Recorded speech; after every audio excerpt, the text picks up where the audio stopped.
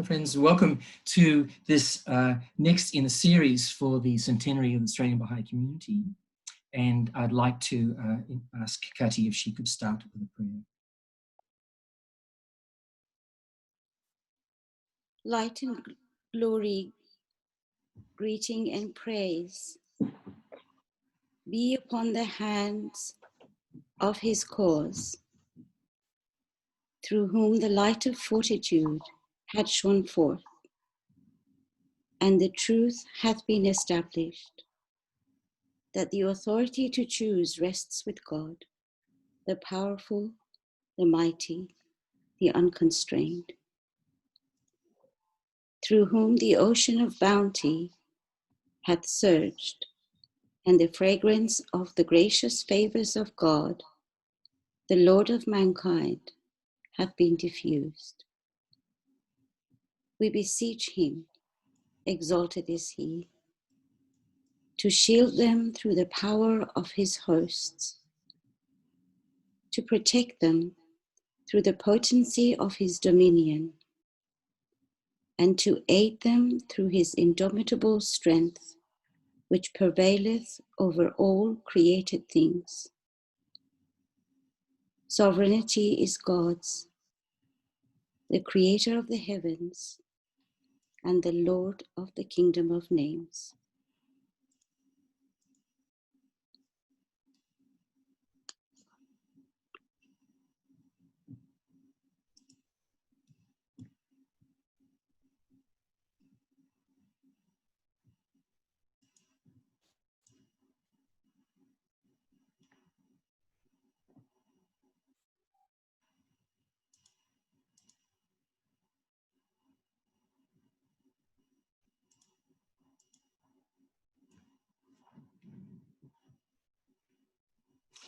Friends, welcome to this session.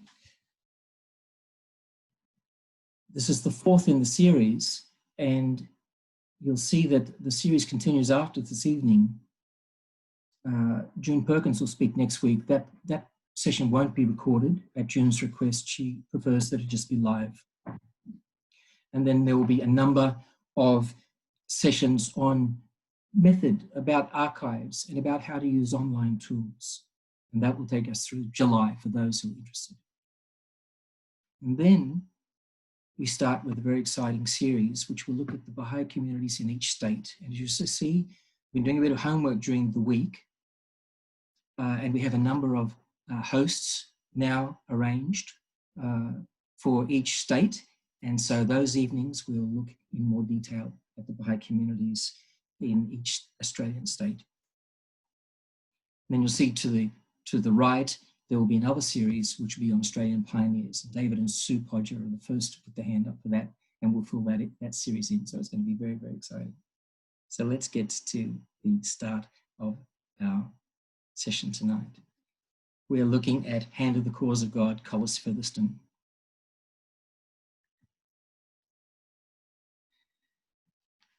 Now, Hand of the Cause, Collis Featherstone, passed away 30 years ago.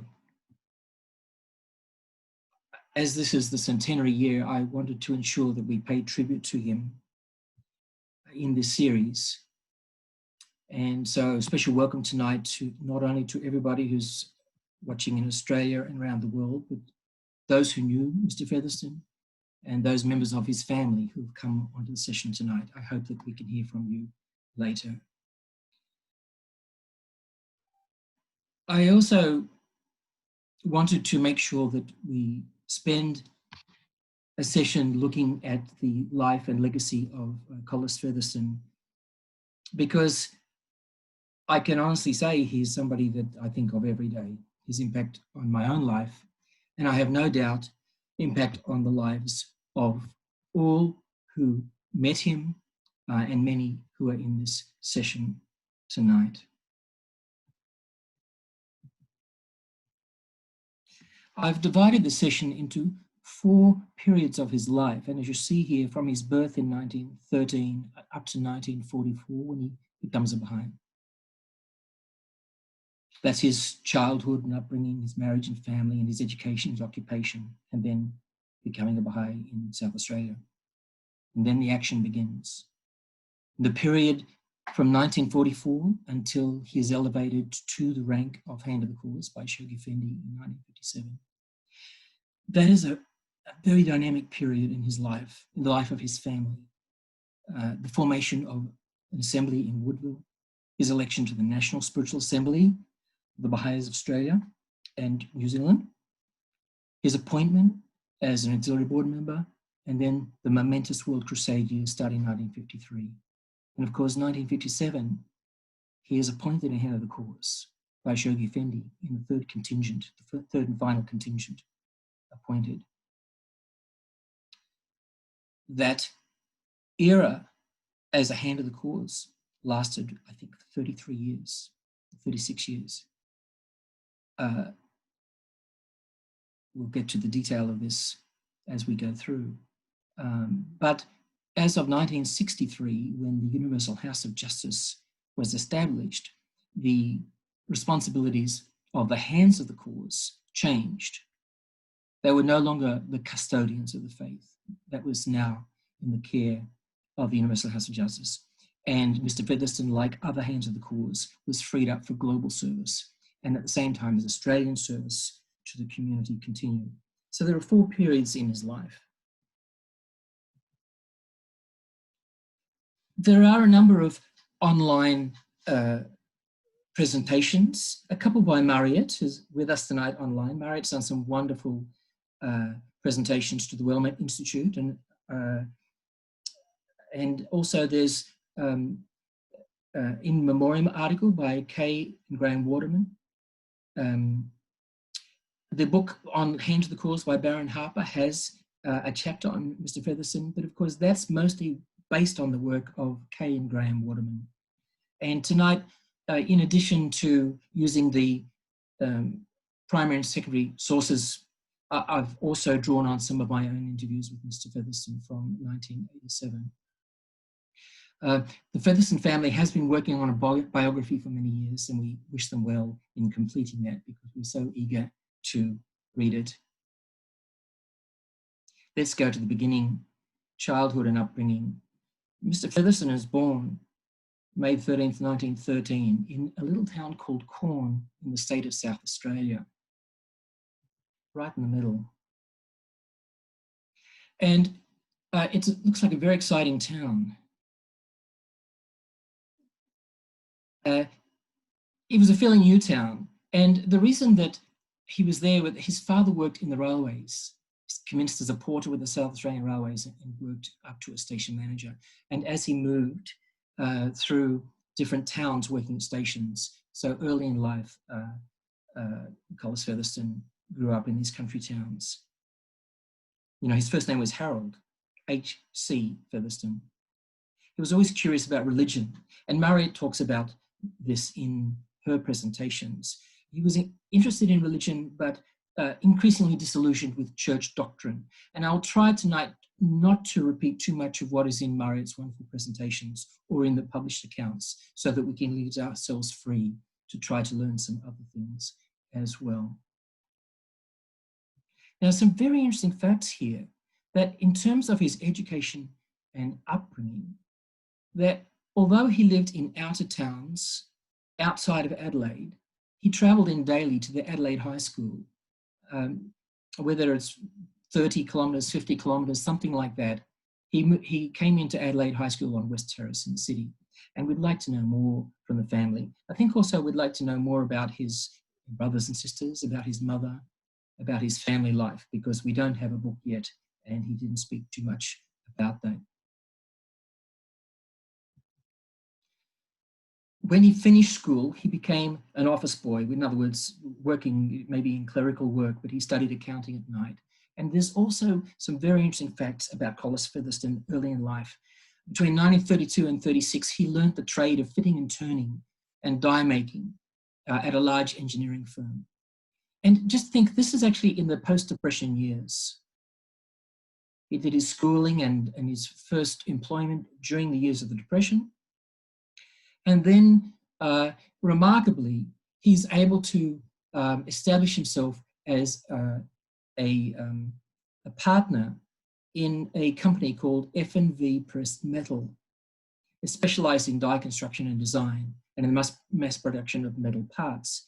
Now, this is curious for us. We'd love to know more from the family because he became involved in this company at the age of 25.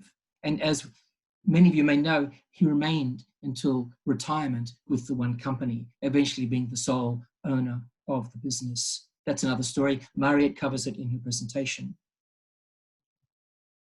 And there's a photo in later years with Madge and Mariette outside the factory, which was really the engine room for the economic support of the family and for all of the Bahai service that followed from the Featherstone family. Now, it's very important at the beginning of the presentation to point out that this was a partnership. 1938, Collis married Madge Green from Whyalla, and she had been a nurse. They got married, eventually having moved to Albert Park the following year, and 5 wonderful children followed.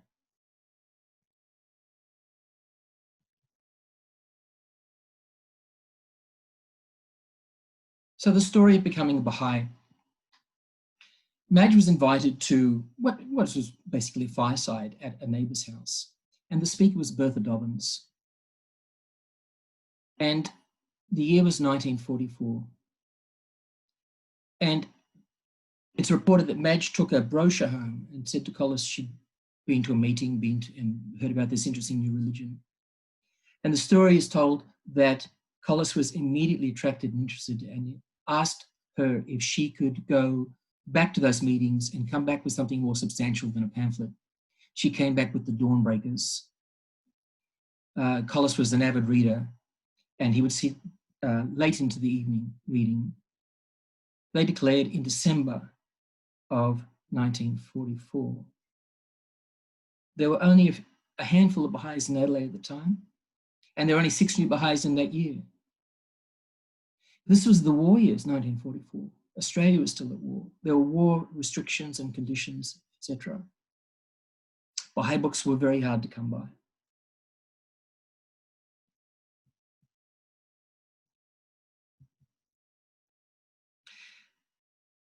Collis and Madge were among the first, quote, young people to enter the Adelaide community. Now, there were some wonderful devoted Baha'is there, the Vitsners and the Dobbins and many others, but some of them were older. And he was this quite active young couple came in, and there was a sense of excitement around that. And their home in Albert Park rapidly became the focus of much teaching activity.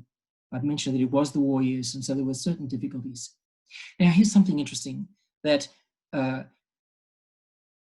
the atomic bomb was dropped in Hiroshima and Nagasaki, August 6th, I think, and August 8th. And on August the 27th, Collis Featherstone wrote to Shoghi Effendi with 14 questions that he couldn't get answered locally from the Baha'is or from the books that he could read.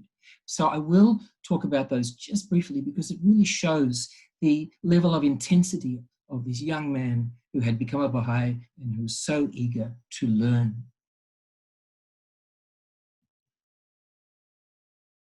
So this is, you can find this letter in Messages to the Antipodes, and it's from Shoghi Effendi through his secretary. Regarding the questions you've asked, the general principle laid down by the Guardian is that there should be one spiritual assembly in each civic area. Why is this important? I'm going to come back to this. This was really an important aspect of the evolution of the Australian Baha'i community, because the Featherstones were living out in Albert Park, a little bit out of the city of Adelaide. And there was a lot of discussion at the time as to why the Baha'is who were in further out from Adelaide had to go to all the Baha'i meetings in the centre of town. Why couldn't they have meetings out in their own suburbs? And so this answer came that the principle was there should be one spiritual assembly in each civic area. And this clarification changed the face of the Australian Baha'i community. You remember from one of my previous presentations that we say, well, there's the first assembly in Sydney, the first assembly in Melbourne, the first assembly in Adelaide, but that's the city as a whole. It's not the civic boundaries.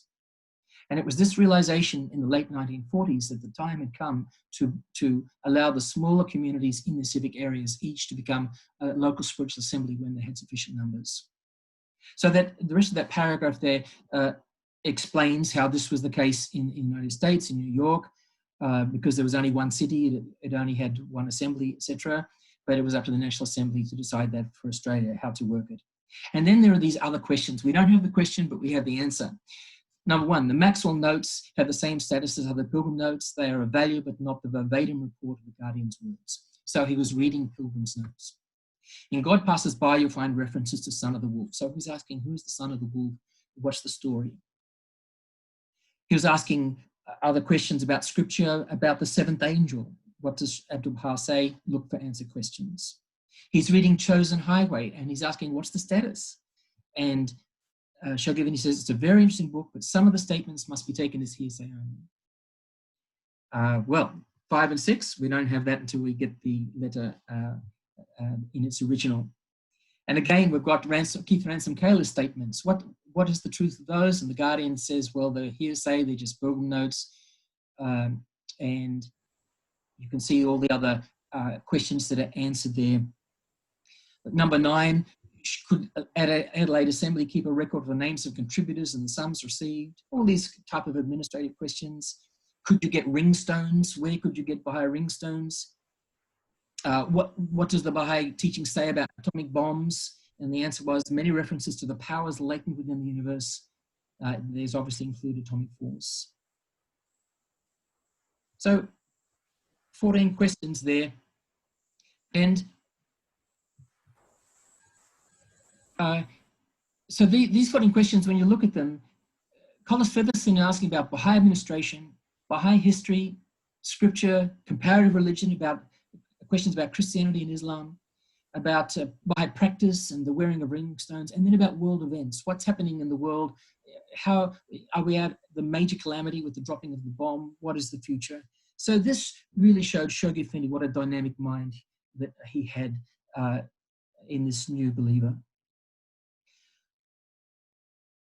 Very early on, Collis Featherstone started attending the National Convention. He was an observer, he wasn't a delegate, and he took these photos, and I will refer to the importance of these photos in a little while. We see him on the left, walking with Noel Walker in George Street.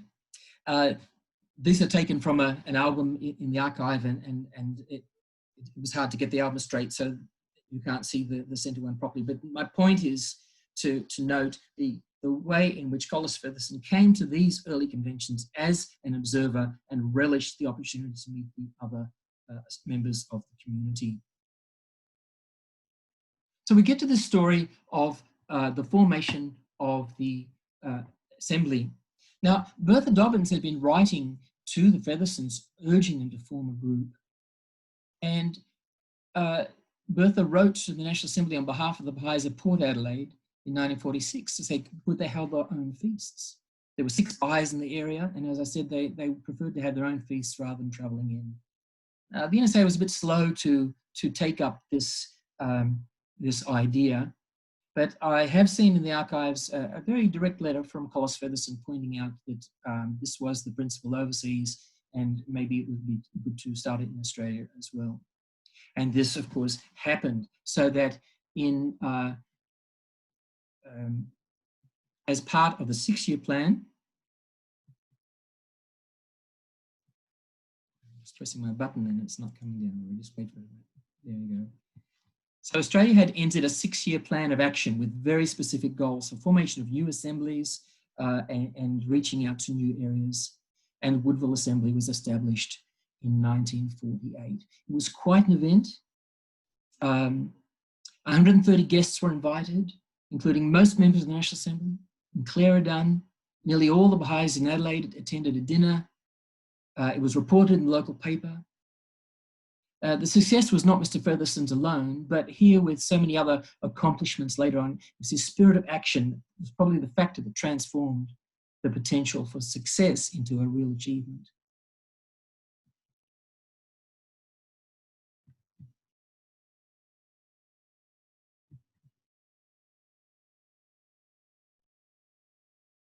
Well, that was 48. Now, in 1949, Collis Featherstone is first elected to the Australian and New Zealand National Spiritual Assembly.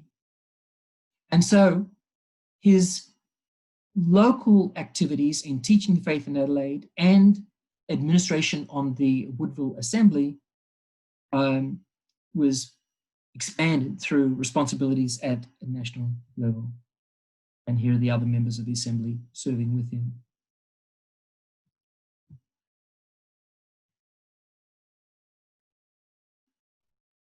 That was 1949. Now, in 1945, the Featherstones first met Clara Dunn. She travelled to Adelaide, and by July she was spending time staying with the Dunns, and she was a firm, lifelong friend for the remainder of her life. And you know this part of the story, that she was appointed a Hand of the Cause in 1952, and in 1954, the Hands of the Cause around the world were instructed by the Guardian to appoint an auxiliary board to assist with their work. And so at the convention in that year, in 1954, she told the community that she had appointed Collis Featherstone and Thelma. They didn't know about it. It was appointed in public. So they had a number of responsibilities on the administrative side, working with the National Assembly, acquiring the temple site, seeing that through, working on the development of the national headquarters, not only the one that had been purchased in Sydney, but others were required in Auckland and another in Suva. Multiplication of Bahai centres was a large responsibility at this time as well. The expansion of literature, the expansion of national endowments, the incorporation of local assemblies, the establishment of publishing trusts. These were some of the duties that Collis and Thelma assisted Mother Dunn with.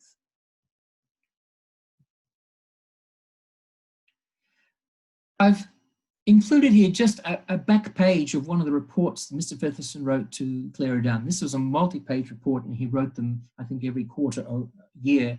And it's just an example of his personal activities in that year of 1957. You see, in August, he's attending a National Assembly meeting. He then goes to a major teaching conference in Jakarta in Indonesia.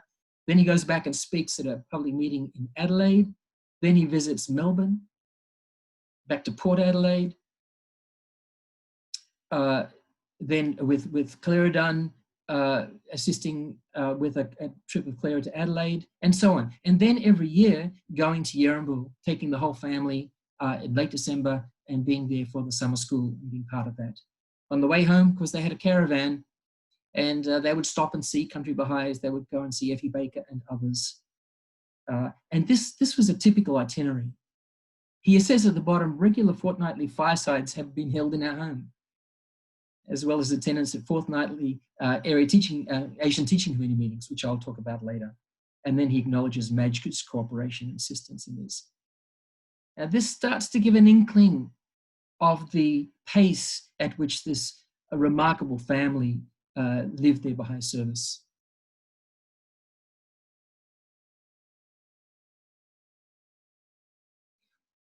We're in the years of the World Crusade, the period from 1953 to 63.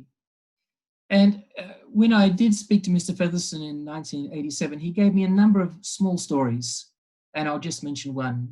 In 1953, he and Madge went to the New Delhi conference, which was one of the World Crusade conferences to launch, and then he went to pilgrimage. And there's a little note. I remember in 1953, we went to the Guardian, and the NSA asked me to ask what was to be considered the number of assemblies for New Zealand to form a national assembly. And he said 10. Rahia Khanum was sitting next to him and said, Shoghi Effendi, for a little island like New Zealand, 10 assemblies? He said, yes, why not? She said, you formed England on 2. He said, yes, I had to. I couldn't wait any longer. Anyway, he relented on that, and New Zealand was formed on 4 assemblies. There was quite a lot of excitement there for that convention, actually. So these are the types of little stories that I was able to pick up. Now, at this time, during the Crusade years, Mr. Featherstone and Thelma Perks assisted Clara in so many ways. They actually wrote the reports on her behalf to Shoghi Effendi because she was getting on in years and there was a level of detail to it. And they felt a bit guilty about that, and they wrote to Shoghi Effendi asking if that was okay. He said yes. Just proceed with helping out in that way.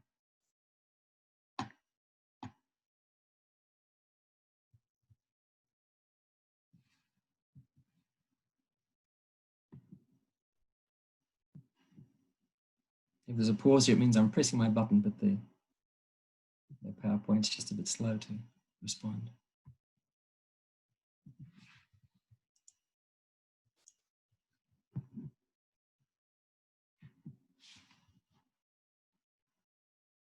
So I've mentioned a number of these points about the Crusade years, the conference in New Delhi. Now, I'm not sure where this photo was taken. It's such a lovely photo, and I know there will be people online who can tell us where it is. Maybe Mariette's there. You might be able to unmute yourself and just recall this occasion.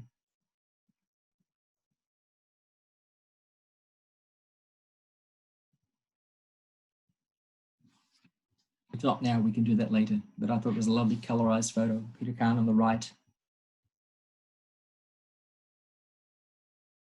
And the Featherstone family there. All right, we'll keep moving. Now, Collis Featherstone during the World Crusade had a growing family and was not one of those National Assembly members who went overseas. He stayed, and a teaching committee was formed called the Asian Teaching Committee. At that time, the Pacific was, in Bahai terminology, was part of Asia. The members included Harold Fitzner, Joe Dobbins, Albert Aponyi, Person Maisie Armand, Florence Simons, and Collis Featherstone as secretary. Now, at this time, when the pioneers were going out to Pacific posts, before the internet age, letters might take 3 months to reach the Gilbert Islands and get a reply back. So no time could be wasted in getting communications out. If a message arrived, for example, from the National Assembly or from Shoghi Effendi, it arrived during the day, it would be typed that night by one member of the Assembly, of the Asian Teaching Committee. And Mr. Featherstone, he's told me this personally, that he would rush to the General Post Office by midnight to make sure it got the midnight mail. And they even subscribed to shipping information, so they knew when ships were leaving for all the various ports. And they developed a newsletter, which I'm going to show you in a moment, in which they put all the news of all the pioneers in the Pacific. It was called the Koala News.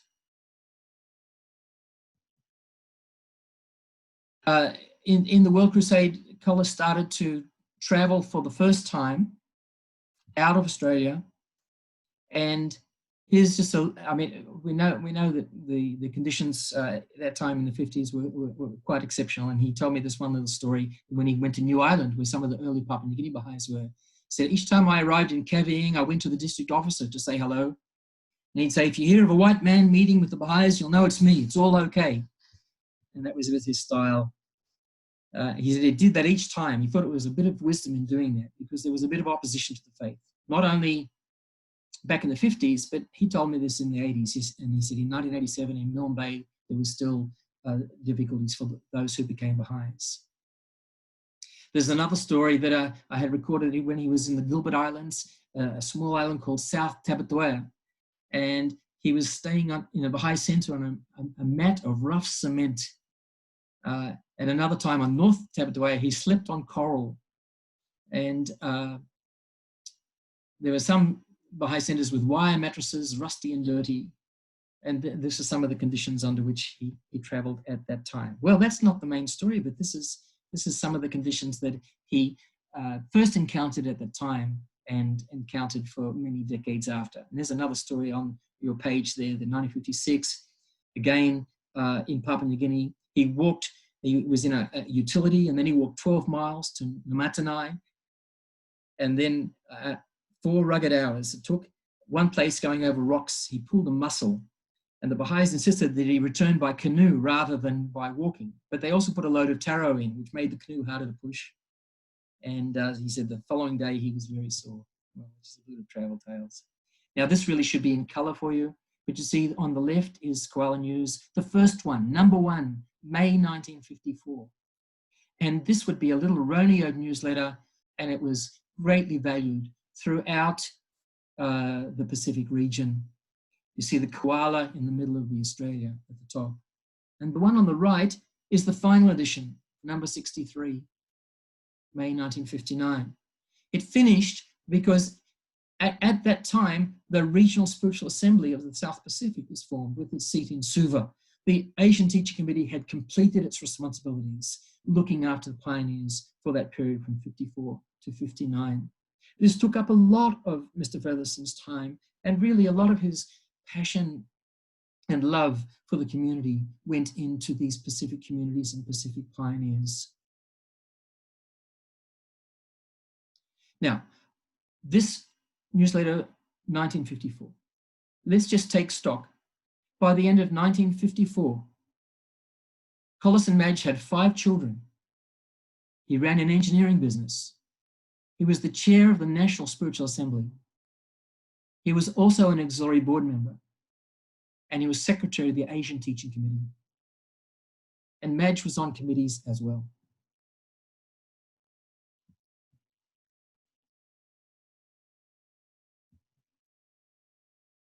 In 1957, in October, Shoghi Effendi appointed Collis Featherstone as a hand of the cause in what is called the third contingent, the final contingent of appointees. Together with Enoch Alinga, William Sears, John Robarts, Hassan Baluzi, John Ferraby, A.Q. Fazey, and Collis Featherstone and Rahmat Mohaja in the Pacific. And Marriott tells the story in her recollections. He got a call in the factory from the National Secretary. He doesn't remember what his response was when he read the cable from Shoghi Effendi, but he was shaking and had to collect himself. He told his manager he wasn't feeling well, and he went home. He replied to Shoghi Effendi, overwhelmed, appointment, assure you my loving devotion, humbly seek your prayers, fulfillment, functions, high station. That evening, Collis and Madge visited Clara Dunn to inform her that he had been appointed a hand of the cause, and she was delighted at the news.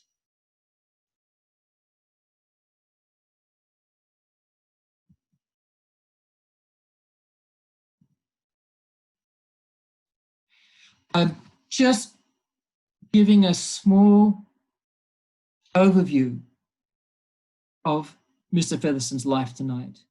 How could we do justice in this one session? So I've just chosen a few items that indicate the intensity with which these years were lived. The Hands of the Cause met, after the passing of Shoghi Effendi, the Hands of the Cause met annually in Haifa. It was called a conclave, and they would make decisions for the year as to how the affairs of the worldwide Baha'i community were to be administered. And here's a little snippet about the preparations for their travel in the year 1960. They departed on the 1st of October. The goal was to attend the annual conclave, but they turned it into a 2-month world trip. They started with a visit to Perth for 2 days. They arrived on a Saturday. They spoke to the Baha'is at a Mrs. Cockett's in the evening. And that's from a West Australian newsletter from the time. He also addressed a public meeting, which had been advertised in the West Australian and another paper, attracted 29, including 18 seekers. But then, on that trip, they also visited Malaya, Thailand, Burma, Pakistan, Iran, Italy, Germany, France, England, USA, and Hawaii before returning home. So how many stories of interactions with Baha'i friends, how much teaching occurred on these trips. And we can see that I was thinking that, for each of us, we have Baha'i service. And for some of us, it's in our locality, and that's where we serve best. And others have the bounty of serving regionally or nationally.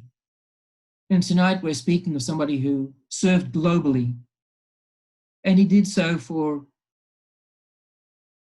4.5 decades. And I think those of us who knew him had a chance to spend some moments with him was so dazzled by the intensity of his spirit and the joyfulness with which he served, that it seems to me now, only 3 decades later, we're looking back and saying, what just happened? How do we understand this ability of Collis Featherstone to so wholeheartedly accept the Baha'i teachings and put them into practice? And I think that's the main theme of my presentation tonight, the intensity with which he lived and served. He was not able to get to the funeral of Shoghi Effendi in 1957, but he was able, together with Clara Dunn, to make it to the first of the meetings of the Hands of the Cause, the first conclave. But it was itself a story. Now, Clara Dunn happened to be staying in Adelaide and with the Featherstones. But then she'd gone to stay with Eric and Marjorie Bowes, as she did sometimes. Word came that Shoghi Effendi had passed away and passports were needed. Clara Dunn, of course, was living in Sydney. She had obtained a passport because she went to the New Delhi conference several years earlier. So Thelma Perks went, checked all through her room and found her passport. And she also needed Hyde Dunn's death certificate, which would prove Clara's citizenship, I think, as an American citizen. So fortunately, Collis Featherstone had been in Sydney just coincidentally at a National Assembly meeting. So he was able to return with the passport. And Ethel Dorr had obtained this passport in those early years, but they didn't know whether they could get flights in time. Most of the other Hands of the Course are much closer to Haifa than they were. Probably this was the furthest that any of the Hands had to travel. So on a Tuesday, which was the 12th of November, they found that they could leave on Wednesday morning. Clara had to have a smallpox, typhoid, and cholera injections. Collis had to get, for some reason, sales tax clearance from his business, maybe to know that he wasn't shooting through for some reason. They had to get the passports in order. They traveled via Manila, Sydney, Darwin, Manila, Saigon, Karachi, Tehran. They had to be there by Saturday. They arrived 9 p.m. on Friday before the meeting started on the Saturday. Quite an adventure to make sure that they took their rightful place at that conclave.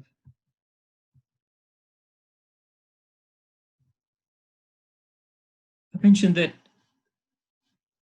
Mr. Featherstone's first visits to the Pacific were in 1954. Many visits, which we don't have time to go to in detail. But an important one was 1959, when the South Pacific Regional Spiritual Assembly was formed, because that was the regional assembly closest to Australia, for which the Australian National Assembly had quite a bit of responsibility. And another milestone for him was the first time to travel beyond the Asia-Pacific region. John Robarts, Hand of the Cause, was meant to go to the inaugural conventions in Nicaragua and Honduras, and he fell ill. And so at short notice, Mr. Featherstone replaced him on that travel. And this was the beginning of that truly global travel in service of the faith. So the theme here is global service. Mr. Featherstone represented the Universal House of Justice at dedications of Manchester, Glasgow, at the formation of Union National Assemblies, at international conferences. He negotiated with heads of state and governments to secure the protection of the rights of Baha'i communities. He visited governmental and religious leaders as special representative of the House of Justice. And he attended most of the significant conferences held over 4 decades, New Delhi and Sydney in the World Crusade, Singapore, Sydney, Suva, Sapporo in the 9-year plan, the conferences of Ankara and Auckland associated with the 5-year plan. Canberra and Dublin in the 7-year plan. Now, he told me once one of the secrets to going to these conferences was to always make sure that when the session finished, you left early to get to the front of the queue for the meal, because if he left it too late, he didn't get any lunch. The friends wanted to speak to him. I think he told me this at an Adelaide Youth Conference once, and he was at the front of the queue and unapologetic about it. Now, he told me on one occasion there was a conference in St. Louis. About 10,000 Baha'is were there, but very few knew him at that time. Jimmy Foster came up and spoke loudly and welcomed him. He said, keep it quiet, because no one really knew him, and he had a good time until, of course, he went on stage and everybody knew he was there. And at another conference, he says, in Paris, the Featherstones were much less known than by the European Baha'is. And he said, poor Rahia Khanum was a prisoner in her room, and she didn't come out much, but the Featherstones were able to. So he told those little anecdotes. And I know that many people listening to this session will have anecdotes of their own about that type of experience with Mr. Featherstone.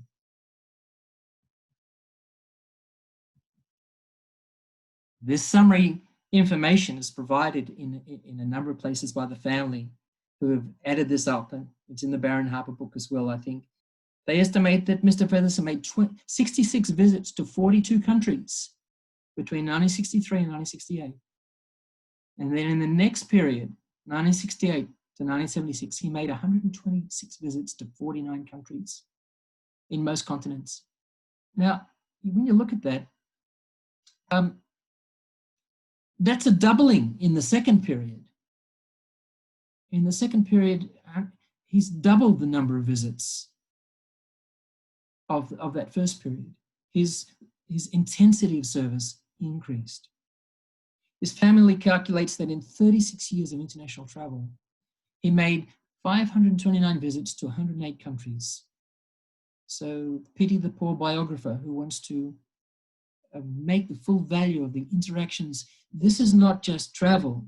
This is a significant contribution, both at the level of national Baha'i communities, but to each individual Baha'i Mr. Featherstone met and interacted with. Mariette shared this little gem. One year he won the award for being Australia's most frequent flyer. Wouldn't we love to know more about that? Now I'm going to switch to another aspect of Mr. Featherstone's service. He is the premier chronicler of the Bahai Faith in Australia.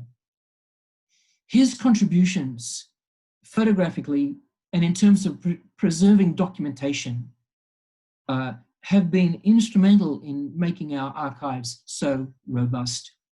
You see in the picture a series of photograph books, photograph albums.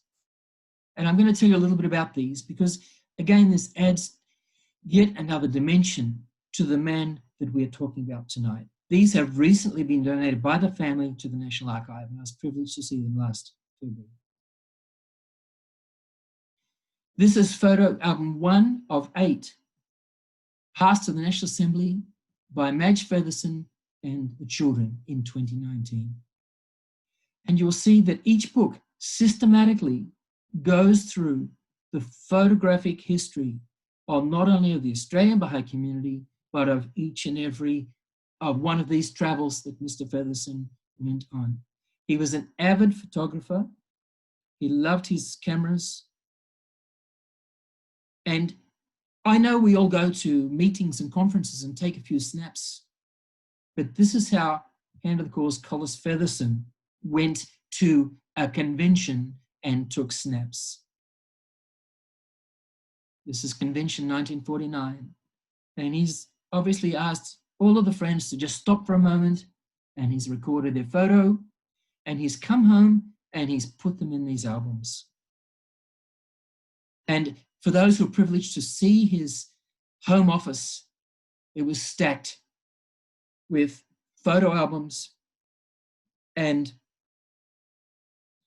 bound volumes of national newsletters, not only from Australia, but from many other countries.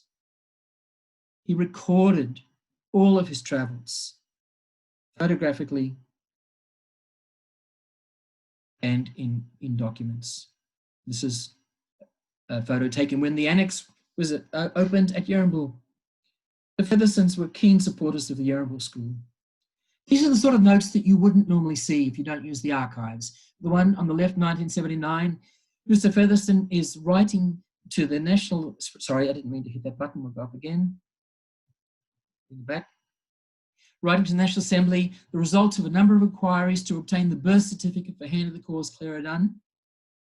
And these things are much easier to do today, but back in the 60s, 70s, when Mr. Featherstone was trying to work out many of the personal details for Clara and Hyde Dunn, and he wrote all over the world, finding out specific birth dates and other information, and that is all now with the archives because of Mr. Featherstone.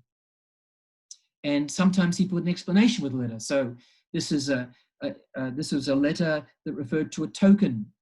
And he says, well, the token means referred to on this page is a lock of the hair of Baha'u'llah that Miss Etheldor brought from Haifa. And I think you can read that story in the latest bulletin. But the archives is sprinkled with these little notes from Mr. Featherstone.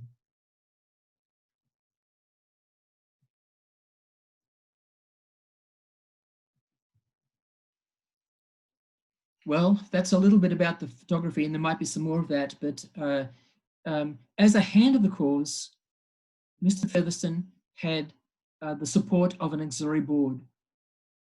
During the 60s, this is during the 9-year plan, he had 18 auxiliary board members reporting to him, 9 for propagation, 9 for protection, now spread across the Pacific. And this is the function that was later taken over by the Continental Board of Councillors for Australasia. But it was developed by the hands of the cause, the system of having boards. And that's just a note about some more travels. I'm going to tell you something else that was just a lovely little insight into the preparedness of Mr. Featherstone. His family know this well, but maybe not everybody knows.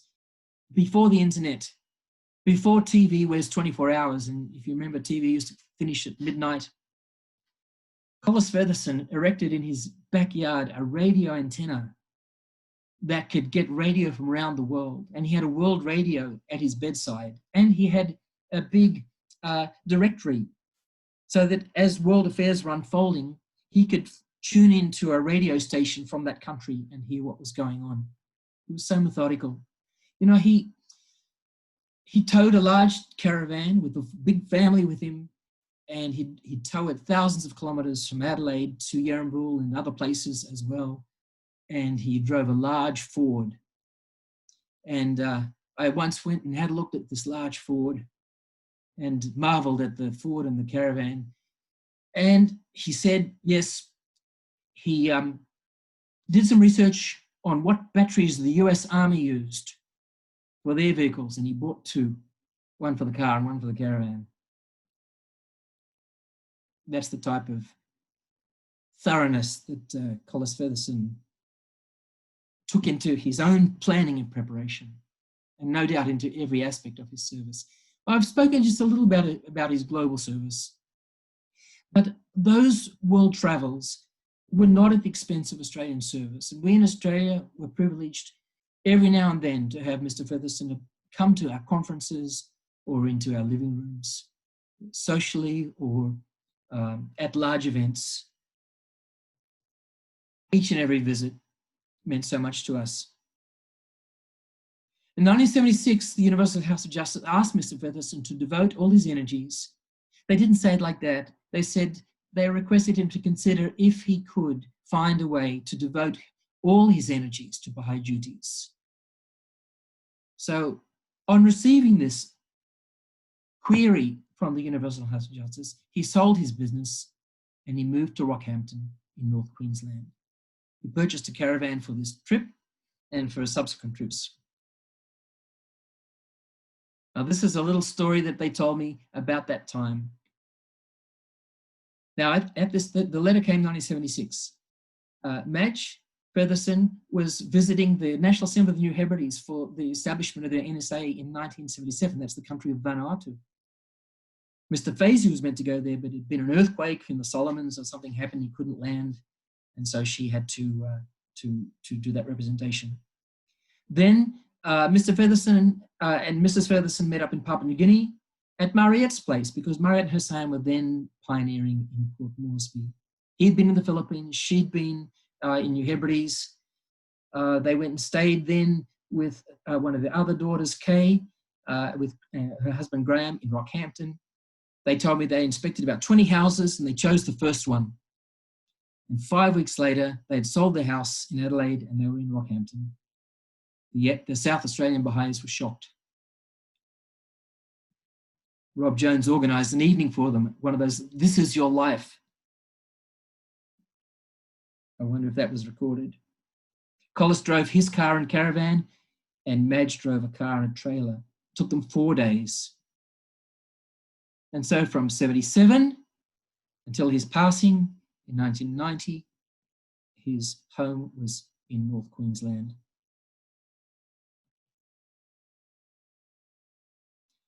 We're coming to the end of the presentation and this survey of Mr. Featherstone's life. Thank you, Yopi. We'd like to hear about, because you were at that farewell event. Let's hear about it in a little while.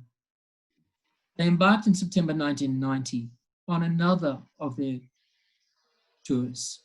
They were in Fiji, then back to Australia, Bangkok, Kathmandu. They were on their way to Pakistan. They met with the National Assembly in Nippo, and Mr. Featherstone became ill. He was hospitalized for a few days.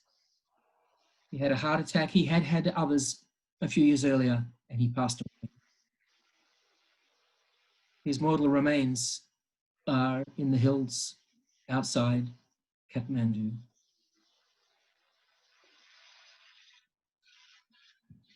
When I heard of his passing, I wrote a small tribute, which I think still describes Collis Featherstone, who can adequately portray the qualities of such a man. He exemplified spirit in action. He was wholly active and practical, pure and radiant. He possessed authority, he inspired confidence, he showed love. He had the power of attraction. He had no peer in this region. 33 years of service as a hand of the cause, 46 years of service to the Australian and global Baha'i communities.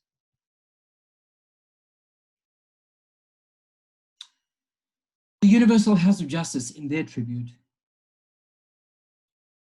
drew on these qualities and characteristics of Collis Featherstone. As a staunch and fearless defender of the covenant, his unceasing commitment to the propagation of the cause in all parts of the world, but especially the Pacific. His unremitting perseverance in fostering the establishment of local and national institutions of the administrative order. His exemplary devotion to the writings of the faith. His unswerving loyalty, enthusiasm, zeal, and dedication. These were the qualities that distinguished his manifold services. Friends, thank you for listening to this overview. I look forward to our discussion together. We'll stay online for quite a little longer so that we can hear from you of your experiences with Mr. Featherstone. Thank you so much for listening. Graham, can I share a memory?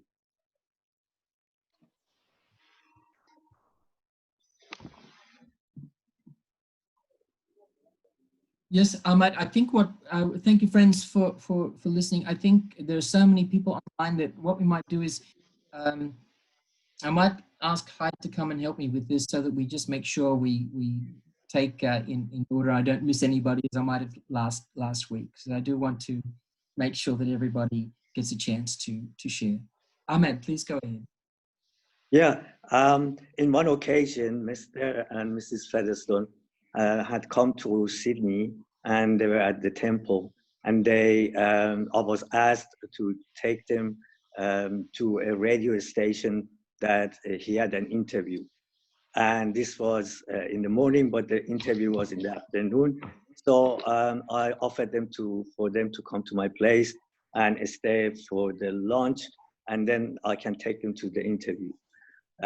This happened, they came to my place, but Mr. Featherstone told me that he wants to get some folders for his newsletters, and he had the address to go.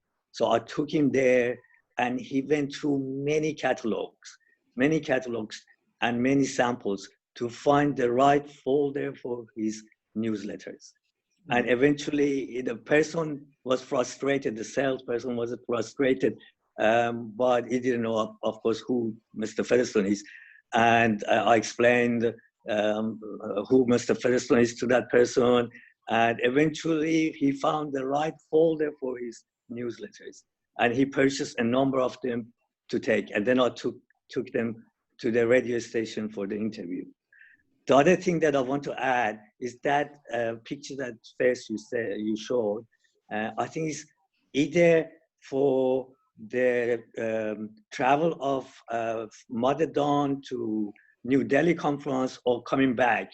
And that was the picture with the friends, as far as I remember from the archives.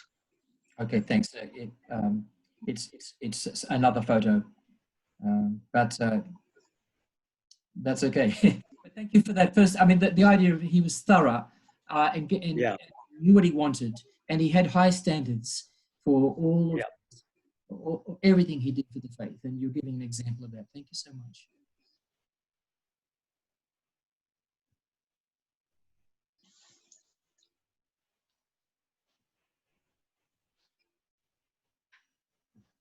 Michael. In 1966, he represented the House of Justice at the formation of the National Spiritual Assembly of Brunei. At that time, I was in Brunei, so Mr. Featherstone visited there, and he was representing the Universal House of Justice. And I met him several times, of course, there plus other places in the world. And also when we first arrived in Australia, he had us over to his house and served us a meal. So he was very, very kind to us. But I remember his standard joke that when there was a dessert, he would say, "It's a moment on the lips and a lifetime on the hips."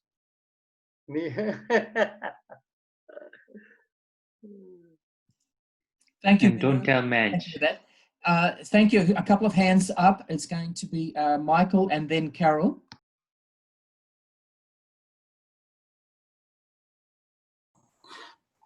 One time when the Hand of the Cause was in Christchurch, I'd only been a Bahai a reasonably short time, but Chris and I were detailed to escort him and Madge to a media interview. I was Radio New Zealand in Christchurch, and I was Chris and I were standing on the footpath waiting for him to come out. We didn't go into the studio. We were talking to Madge, and Madge at that stage said, "Oh, we used to say this prayer that about Shoghi Effendi, and praying for Shoghi Effendi," and she recited it and then wrote it down for me, and I had it in my prayer book for years. But the amazing thing that I remember is when he came out of the studio, one of the points that you raised in your brilliant summary of him at the end, Graham, which was just perfect, was the word was enthusiasm. He came out of the studio like he was about a teenager. He was bouncing along the footpath. He was so excited that he had proclaimed the faith on the radio and the radio interview. It was amazing. It was like he was so, and you said pure-hearted. He was so pure-hearted and enthusiastic and excited about proclaiming the faith, and yet he must have been doing this for how many decades, you know, but it was as though it was fresh and new and exciting and inspiring to new Baha'is. I just think he was he exemplified all the good qualities of Australia. I just thought he was a wonderful, wonderful person. Michael, thank you for that. And look, friends, as well as speaking, let's try to record these. Let's try to write down these incidents and have them collected and shared in some way, because they're so valuable. Now, who did I say next was going to be Carol? Carol, please. Carol. Thanks, Graham. Thank you for a wonderful presentation. When I declared my faith in 1983, I'd been a Baha'i for about 2 months. And it was just before Christmas, and I had a beat-up old Holden youth, and I had my daughter Erin and a hitchhiker that I picked up in Cairns. And I was traveling back to Tasmania, and I asked people along the way, could I have an address of somebody a Baha'i to drop in on, and maybe they could put us up for the night. And I was such an innocent, naive, new Baha'i. And somebody gave me Collis and Madge's address in Rockhampton. So sure enough, I found the house and I knocked on the door. And Madge came to the door and said yes. And I said, oh, hello, I'm a Baha'i. I've just declared in Cooktown. And I've been given your address. I didn't know who they were. Didn't have a clue. And she said, oh, come in. Would you like a cup of tea? So there they both were. And in the room, there was a picture rail all around the room. And there were little gifts from all around the world. And I looked at these things and I thought, gosh, they've traveled a bit. And they were so gracious, and we had afternoon tea, and then Madge said, Mr. Featherstone is a hand of the cause of God. And I said, right, yes, lovely. And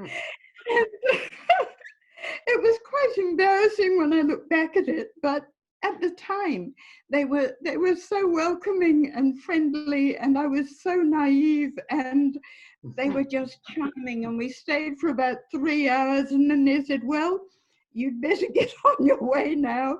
And so this young hitchhiker, this boy, and my daughter Erin, who was 12, and I got back in the utility and drove away. Of course, I met him again later when he visited Tasmania, and I reminded him of that visit and thanked him very much for his gracious hospitality. And sorry, I was so naive to recognize who he was. But thank you for the opportunity to tell that tale. Thank you, Carol. That's so lovely. Thank you so much. Arvid, please. Just a quick observation, then a question, if I may, Graham. In hearing a number of these presentations during the centenary year, the two names that come up quite often in the background, one is Harold Fitzner and the other one is Thelma Perks. And it occurs to me that these two played an important role in the early Baha'i history, and perhaps we could and should hear more about them in the future.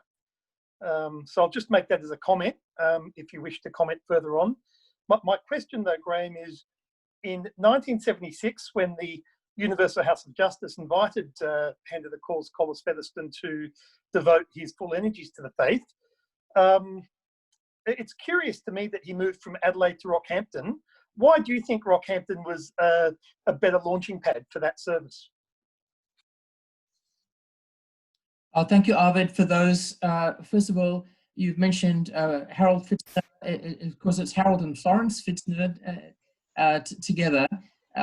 And certainly we do have some historical information about them to share. And Thelma Perks. I regard Thelma as one of the other saints, and very happy to speak about it sometime. I want to, before I go to other question is, I want to get Maria to answer the question of why Rockhampton. Oh, sorry. Hi everybody. Wonderful presentation, Graham.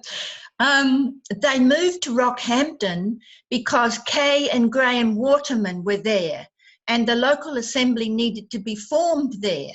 So when they got there, they became the founding members of the local spiritual assembly of Rockhampton. But also, they needed somebody in the family to be close to them, because when they went away, can you imagine how much correspondence he received? He had to make his own letterbox because he couldn't buy one large enough for all the papers and things to be delivered. And he needed a member of the family to take care of all that correspondence. Sometimes he was away for 2 months, 3 months at a time. When he came back, there were sometimes 2 boxes full of envelopes of all manner of sizes. And all that correspondence needed to be answered.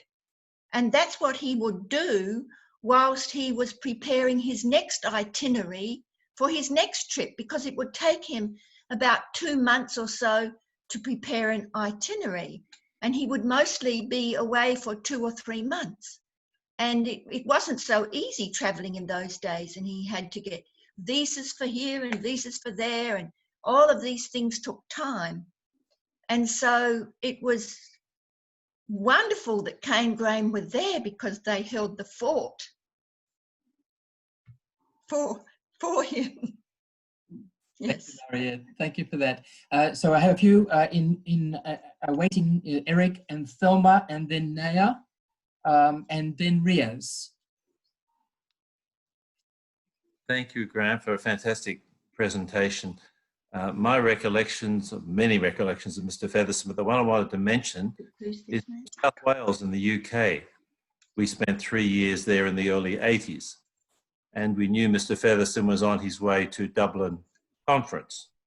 And so I wrote to Mr. Featherstone and invited him to consider visiting South Wales, as I heard he was coming through the UK. So obviously my letter went into one of those huge boxes of correspondence. And I didn't hear a thing until a piece of mail arrived. It was a copy of a letter from him to the UK National Assembly. And it said, "Dear friends, I'll be in the UK this time. Please make all the arrangements, whatever you want, but please make certain you organise 2 days in South Wales," which is sort of fantastic news, because the Baha'is in South Wales hadn't had a hand of the cause in South Wales for decades, I think it was. It was many years. So they were super excited. So he and Madge came to South Wales. They had 2 days there. We had a barbecue with them, and it was really for the friends to meet them. And then he met all the Baha'is in South Wales one evening at university in a large hall. And the friends were an absolute adoration that a hand of the cause had come to South Wales. And so he talked with them. They loved the presentation. He chatted with them. Then we were doing things and sorting out and whatever else, and we couldn't find Mr. Featherstone. What's happened to Mr. Featherstone? Searched around. We found him at the end of the corridor with a brochure, going through it with the security guard. And he could have spent all his time, receiving the adulation of the friends. No, this is what he chose to do, was to find someone he could teach the faith to. It was a real lesson to us. Thank you, Eric. Thelma, get to you. Yes, Thelma, you're next. Thank you. Yes, I had the privilege of meeting the Hand of the Cause quite a few times. First time was in London, but one time I particularly remember was in Honiara in the Solomon Islands, where with my husband I was pioneering in the early 1970s, and we were going through a lot of difficulties.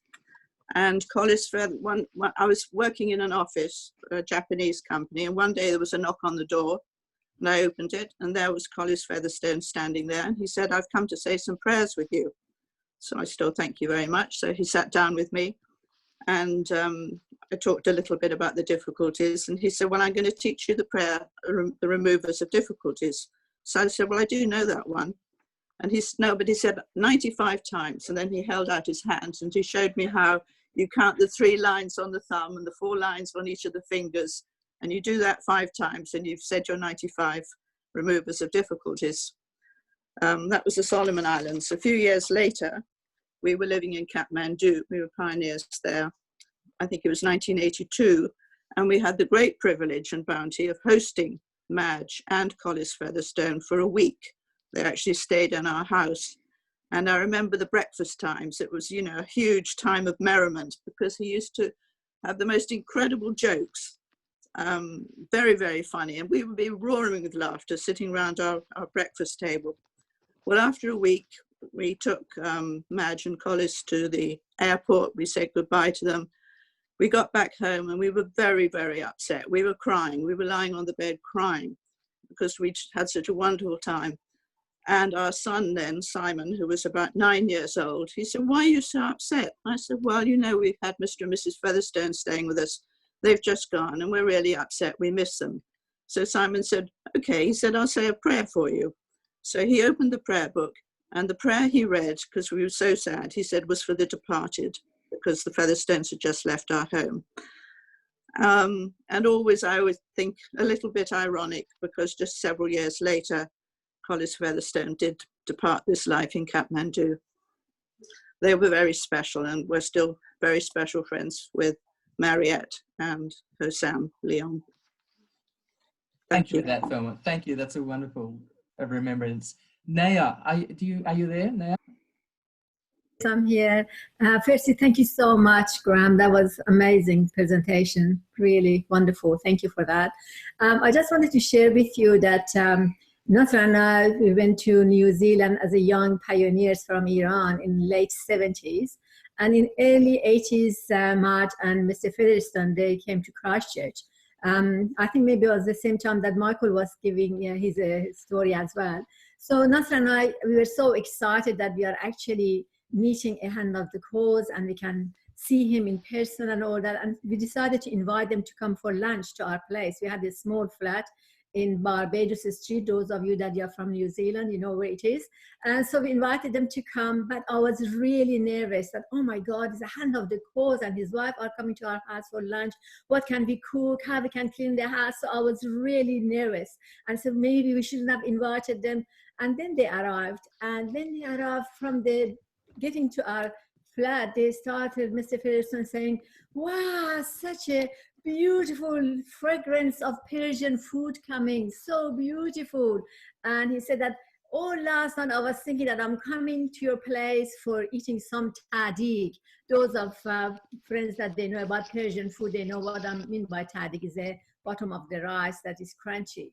And I think he could feel that we were quite nervous, especially me, I was quite nervous. So he made the environment so amazing, relaxed and joking and laughing and wanted to know who we are, why did we come to New Zealand, being so young and so far away from home. And we had such a fantastic time. It's such a beautiful memory that has left with me. And so we had a great day that day. And then it was interesting that 2 decades after that, Nasra and I, we pioneered to Papua New Guinea.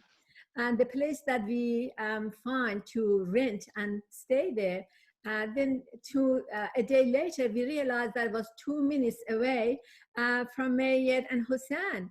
And that was and they were the first people to come and greeted us in our home in Port Moresby. And that was such a blessing to be in neighborhood again. So it was amazing that how our path crossed at that time and then in Papua New Guinea as well. Thank you for the opportunity. So may I continue? I became hand of the cause's driver in Christchurch, and the Bahai friends said, "Bob, please don't drive the way you drive in Iran. There aren't many hands of the cause left. We don't want him to be killed in Israel." And I told him the story. He said, "Oh, don't worry, drive as fast and crazy as you can." And we went to this Bahai meeting, and then at the beginning of his talk, there was this baby started to cry, and the mother took the baby out, and he shouted, said, no, come back. we'll wait until the baby calms down and then I start to speak. And that was amazing. Amazing that he didn't want this lady to be deprived, to go out because of the baby. And it was just such a lesson of compassion, patience, and just love. Anyway, it was a wonderful opportunity to be with them. Thank you, Nasser. And now, how fast do you drive now?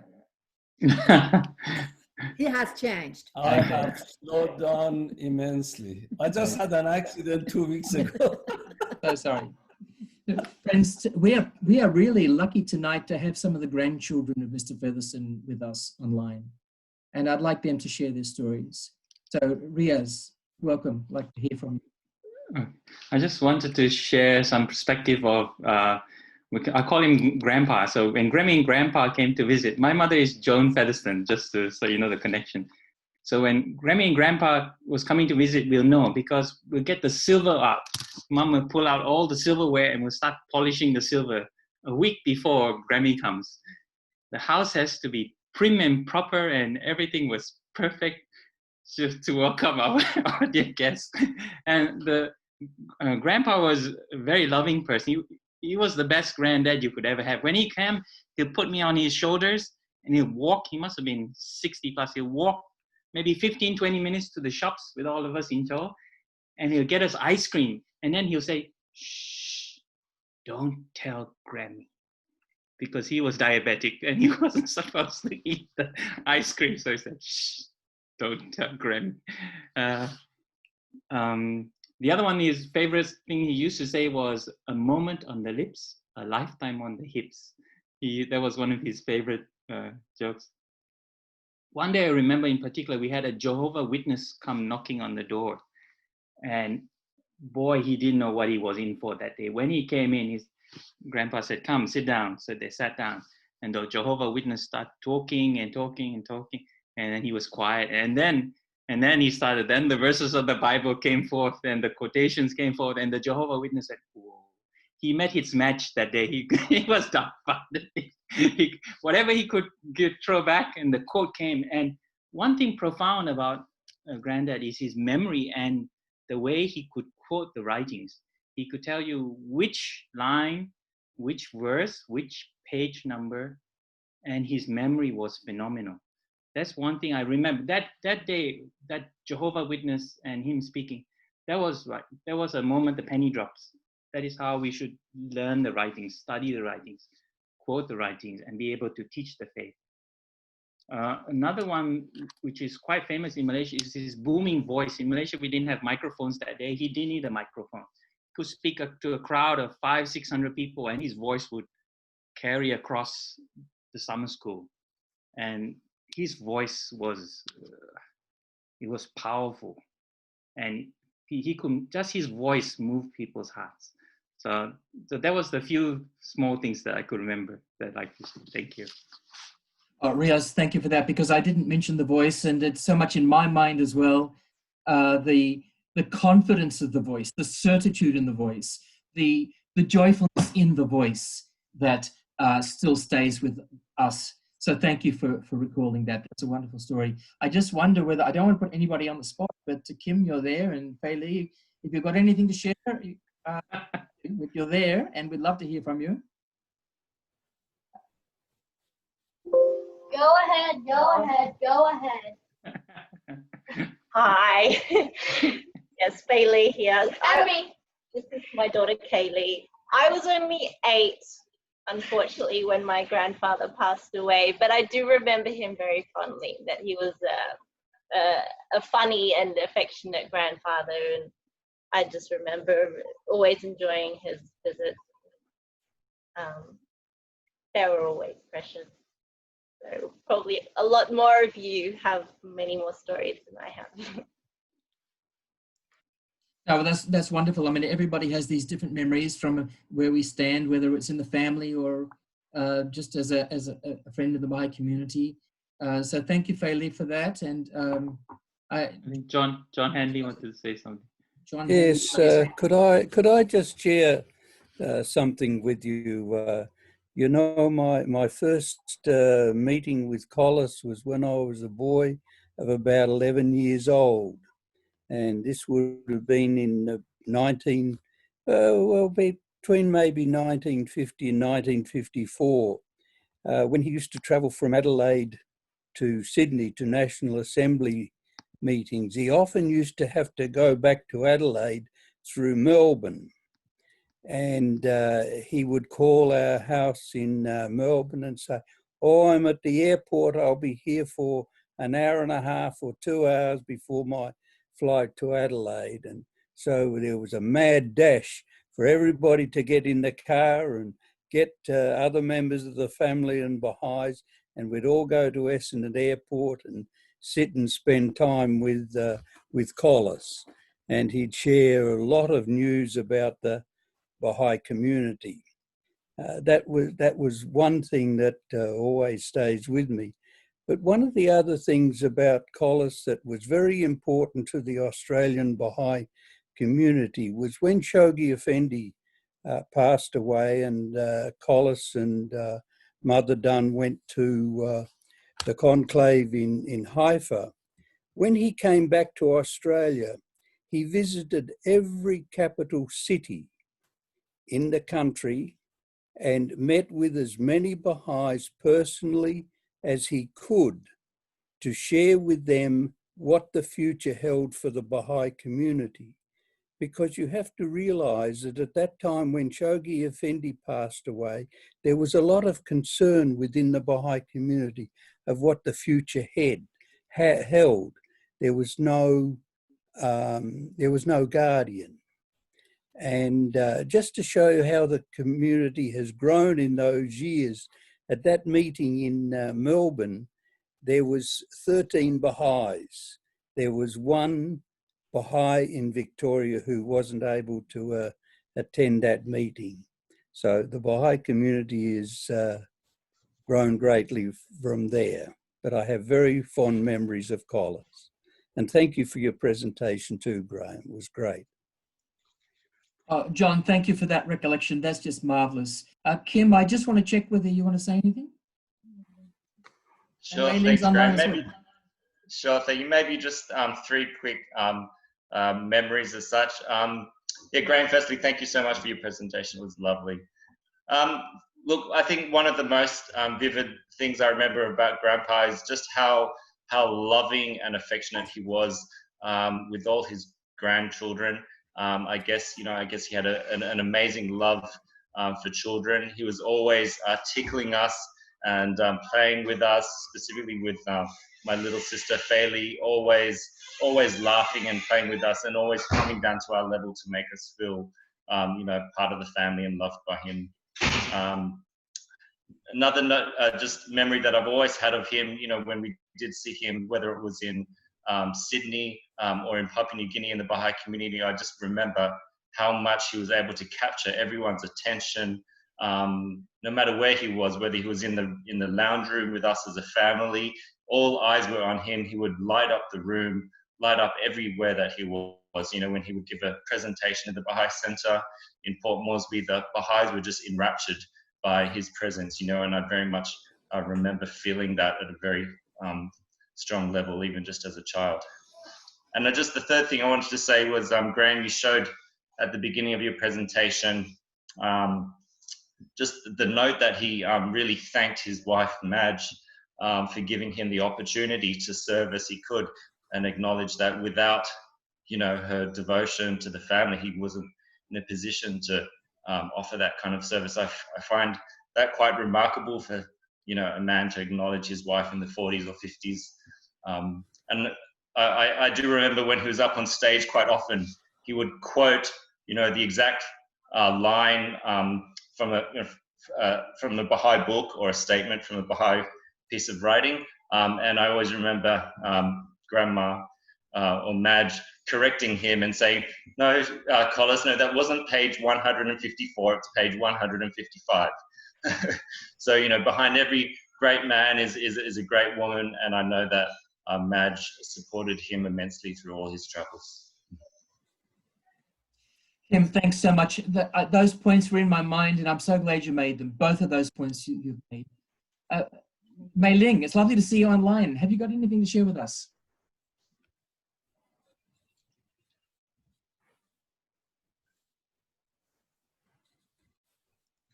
You have to unmute.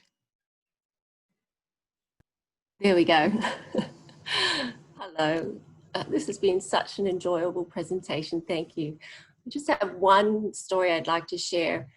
When I turned 15, I had my birthday in my grandparents' house in Rockhampton.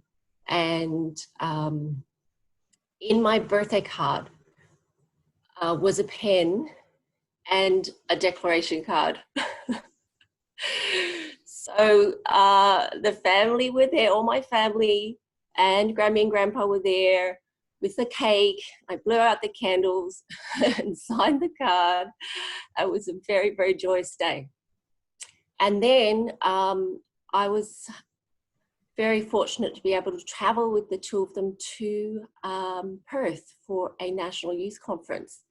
And we had just come from Papua New Guinea, and we didn't really get to do that much in Papua New Guinea, except locally in the Bahai community. And so it was the first, big Bahai event that I attended, and also my first event as a Bahai youth. And it was super exciting. It was at the university, hundreds of youth, and Grandpa was the keynote speaker. And I think that this was the first time that I realized that he wasn't really my grandfather. Because seeing him on stage speaking about the faith just truly transformed him into a completely different person. Not completely different person, but very different from the person that I knew at home as my grandfather. And it was funny because after one of these main plenary sessions where he'd spoken, there was a great applause at the end and everybody stood up, and I was way up the back in the last rows, where all the youth would hang out. And we were all excited, and it was the first time I'd seen him in that kind of public way. And I just mentioned to the girl next to me, "Oh my goodness, that's my grandfather." And she looked at me, she goes, "Yes, he's like everybody's grandfather, isn't he?" And in that moment I realized that's exactly true. He's everybody's grandfather, not mine anymore. Yes, that was nice. You've made us cry. You've made us cry. It's a lovely story. Thank you, Mei Ling. Thank you so much. I don't want to put anybody on the spot, but I see John and Erica Davidson there. I see Janet Khan there. I see David Hassall and Barbara McClellan. Who wants to go first in this wonderful constellation of memories? Barbara, please. Thank you, Graham. This is remarkable. I have two things I'd like to say about Hand of the Cause, Mr. Featherstone. When he would come to National Convention, he would hold up the Will and Testament of Abdu'l-Baha, and he would bang it, and you knew it was the crux of his whole life. And then the other thing he encouraged the National Spiritual Assembly of New Zealand was to proclaim the cause, to do a proclamation to every single government agency, because we did not know at what point we would need the government agencies to come to our defense, and as we found out in the 1980s, to the defense of the Iranian Baha'is. Thank you.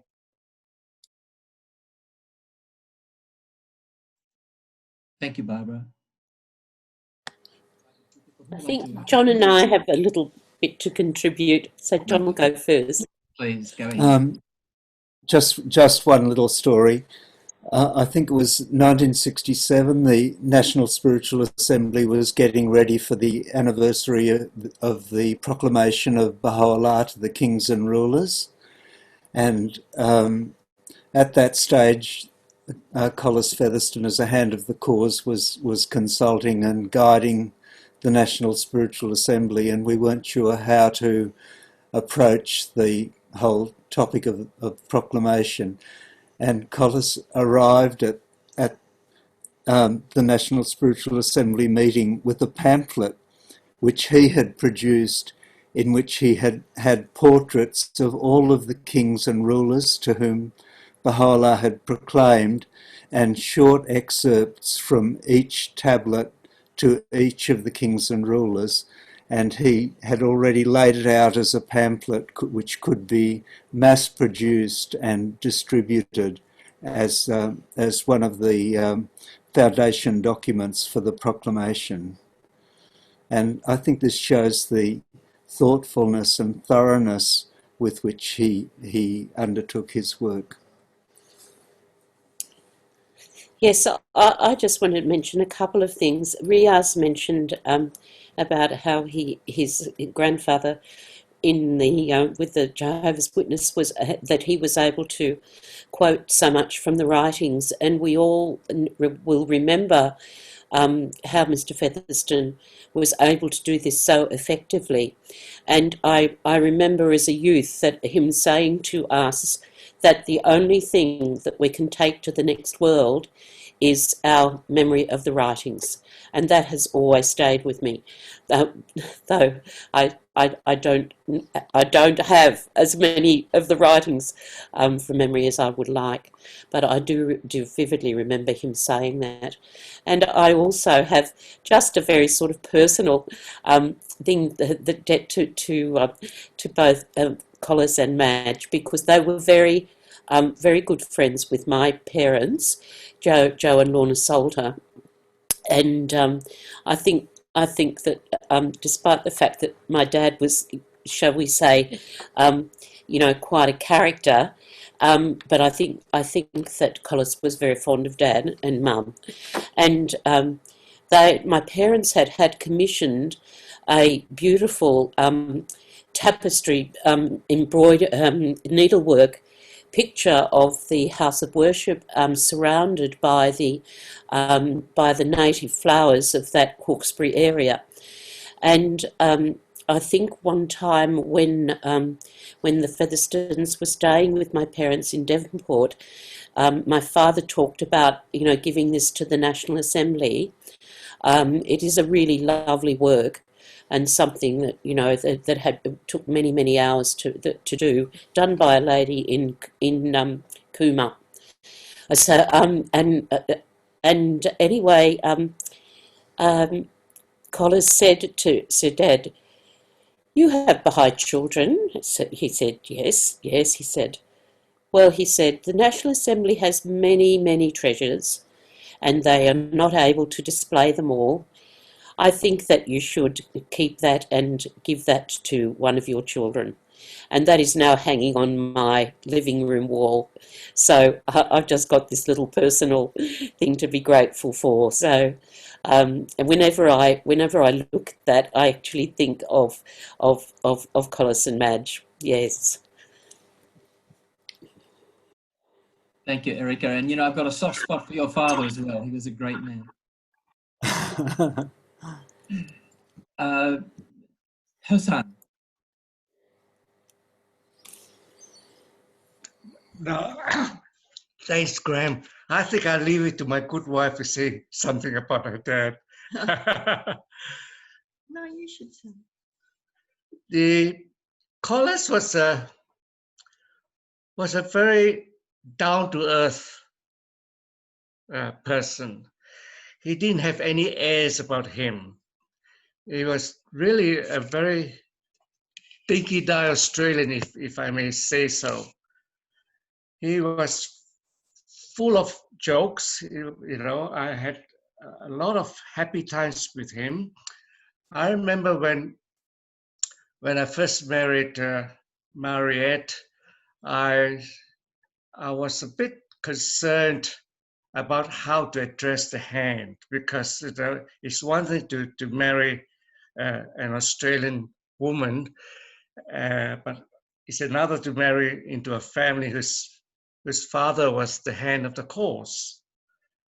So I asked Madge, I said, how should I address Mariette's father? I cannot, stand to attention every time I'm in his presence, because that would look very silly and stupid.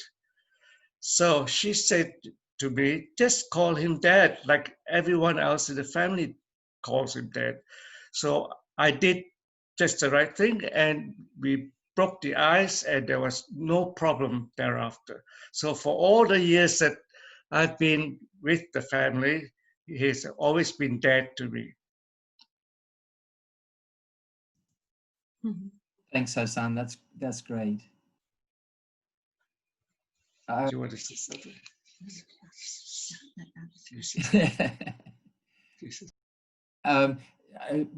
Now I can see Janet there. I can see I've also already put out an offer to a few people, and David Hassall might want to say something. Sahela, maybe we'll go for Sahela, and then see if anybody else wants to say something. Sahela, please.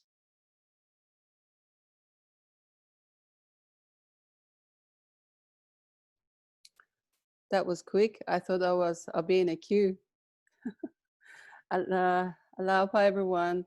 My memory from Hand of the Cause, Collis Featherstone, was when I had arrived in Australia as a young refugee from Iran.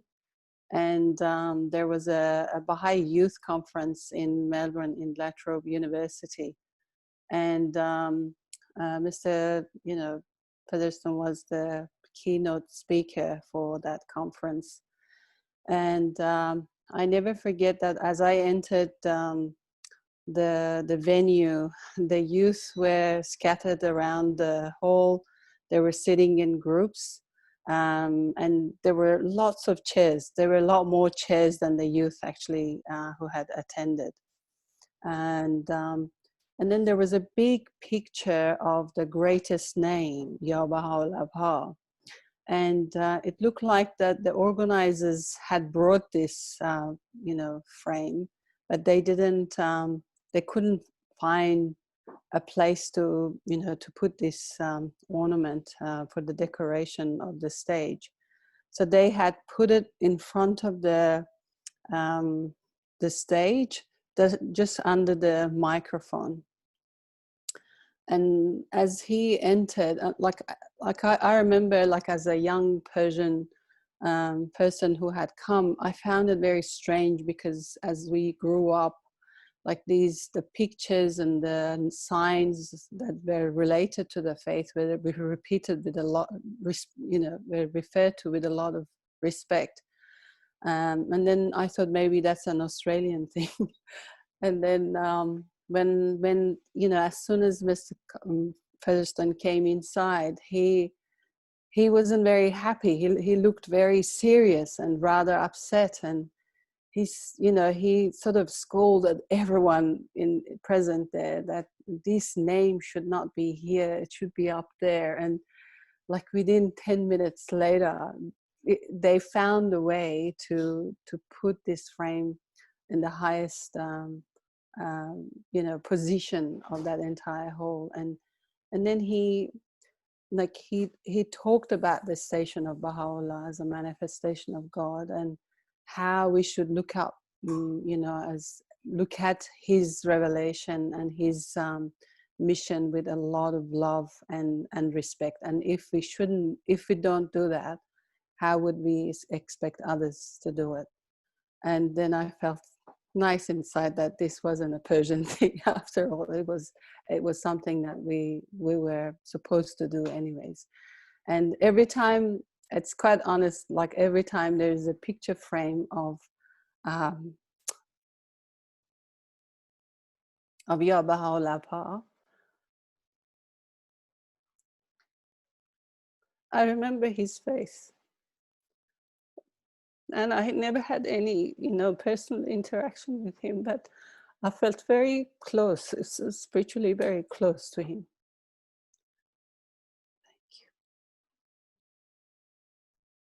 Thank you, Sahela. That was lovely. Friends, we're almost at time. We can stay on, but we usually go 7:30 till 9. So can I ask if anybody else wants to share something before we say goodnight? Thank you. I can. Oh, Yeah, Graham, could I just put through something at this point? At one of the meetings that Collis I was with, he was telling us a story about how they'd left Australia and they'd gone to the Cocos Islands on the way out, and there was a station there for the transmission of communications, and they were shown around. And the guy was showing him and says, "Yo, what's your phone number?"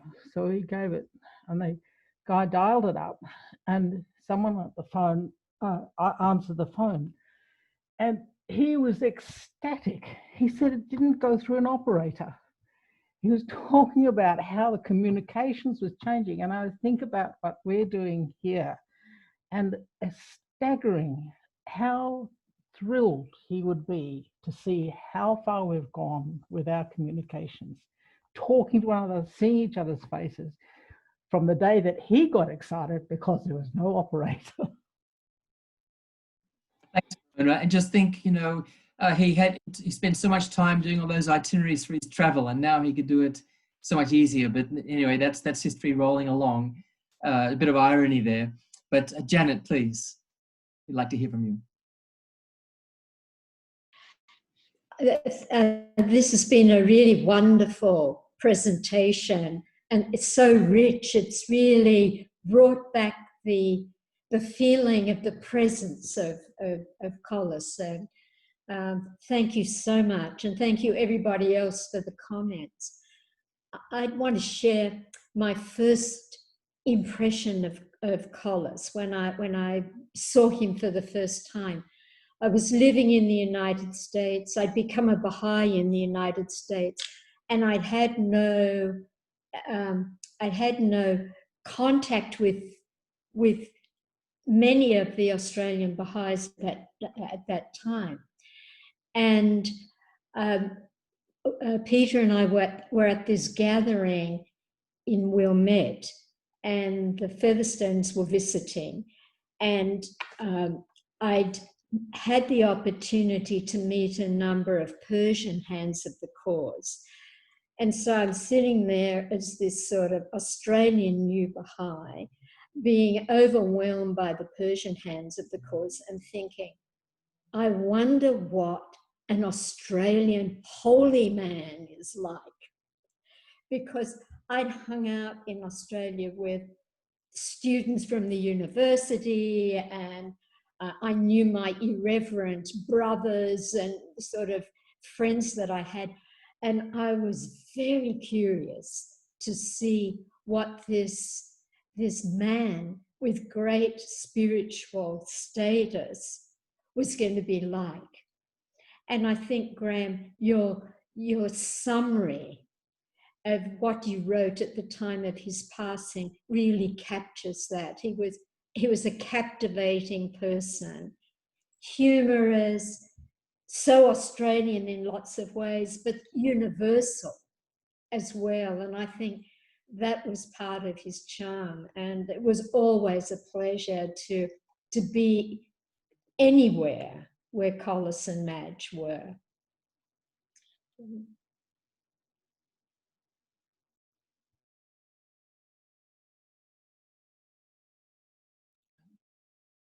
Thank you, Janet, for that. Trying to find the words to express this embodiment of spirituality in a contemporary Australian setting. Michael Day referred to that in his first comment. And we're struggling around to find those words to convey and to recreate, as you've said now, to recreate that spirit, which is the intention of these sessions, to remember it, to recreate it, to be inspired by it, to not let it recede, to not let him be forgotten, to ensure that future generations are aware of who he was, what he achieved. And that's the process that we're going through now. I'm just checking to see if we have any further comments. Siva, are you there? Yep, I'm here. Okay, go ahead. Thank you for the presentation. And from your presentation, I learned that he was a member of the NSA. He was an auxiliary board member. He was a member of the Asian Teaching Committee, and he was the managing director of a company, and he was a photographer, archivist and a chronicler, editor of newsletter, and was a family man. Such an exemplary person. I wonder whether there is anyone in this generation who can match this. So thank you for bringing his work to us. It inspires us. But I have a small question that you mentioned in the Asian Teaching Committee. There was a name by Albert Apony. Was he in Australia, or where was he from? I don't know much about Albert Apony. I might have a note somewhere. I could look it up and get it to you. Come on, put it on. Graham? Yes, John. It's Eva. Eva, yes. Can I tell you about Albert Apony? Yes. In the 60s,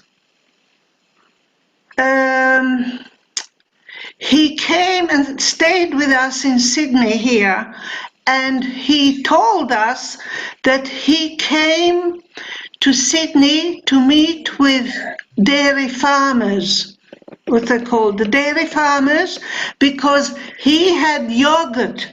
He was going to introduce dairy farmers to yogurt because he was from Hungary.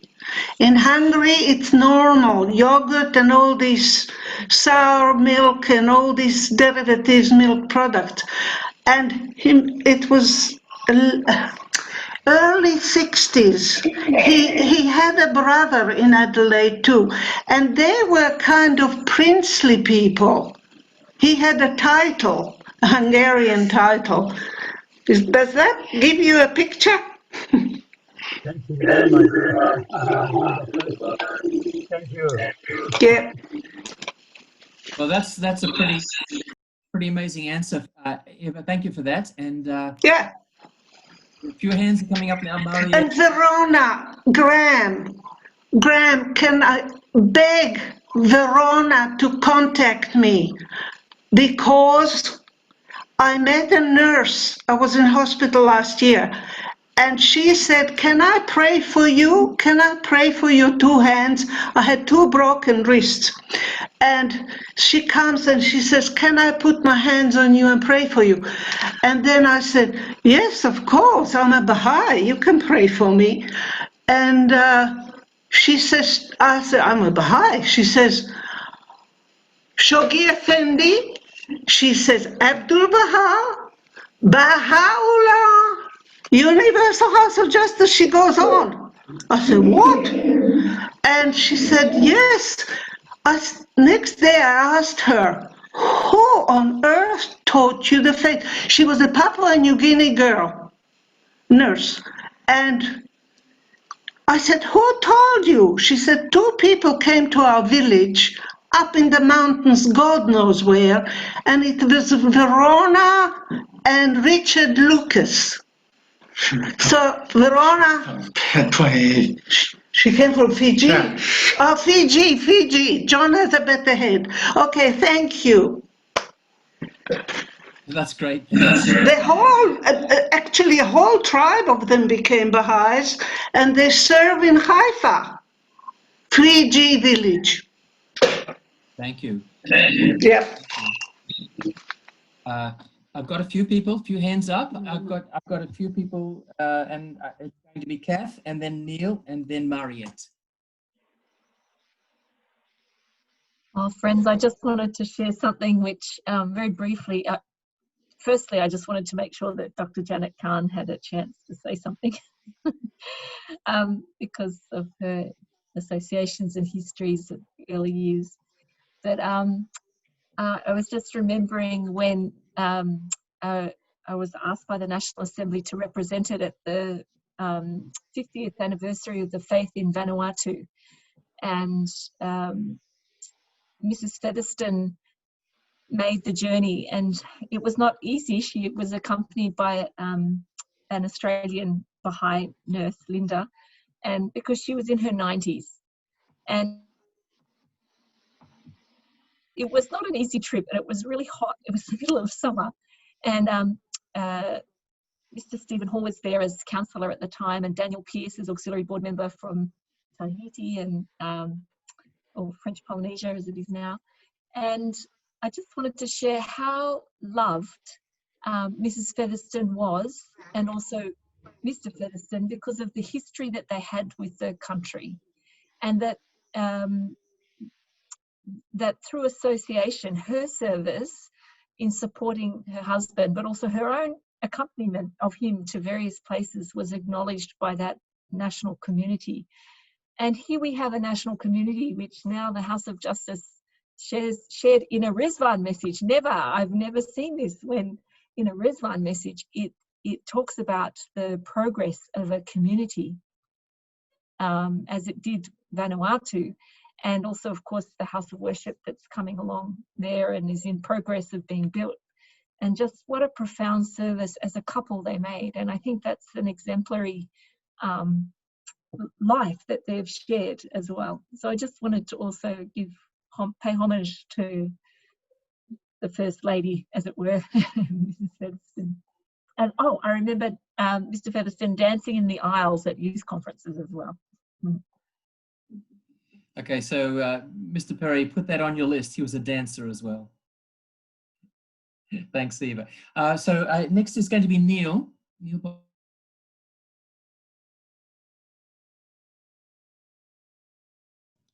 Hopefully you can hear me. Go ahead. Can you hear me, Mike, Graham? Yes, Neil, go ahead, please. Righto. Before, I think Vern and I were at the temple, and we were in the cottage, and we were in the sitting room there, small room there. Collis was there, and he was talking to me. I may not have become a Bahai at that time. And so he was talking to me, but I could hear all of the friends outside. The noise level was rising outside the cottage. They were hoping they wanted to see and listen to Collis. And so I said, I better turn it down. I'm not going to. So I was almost dismissing him.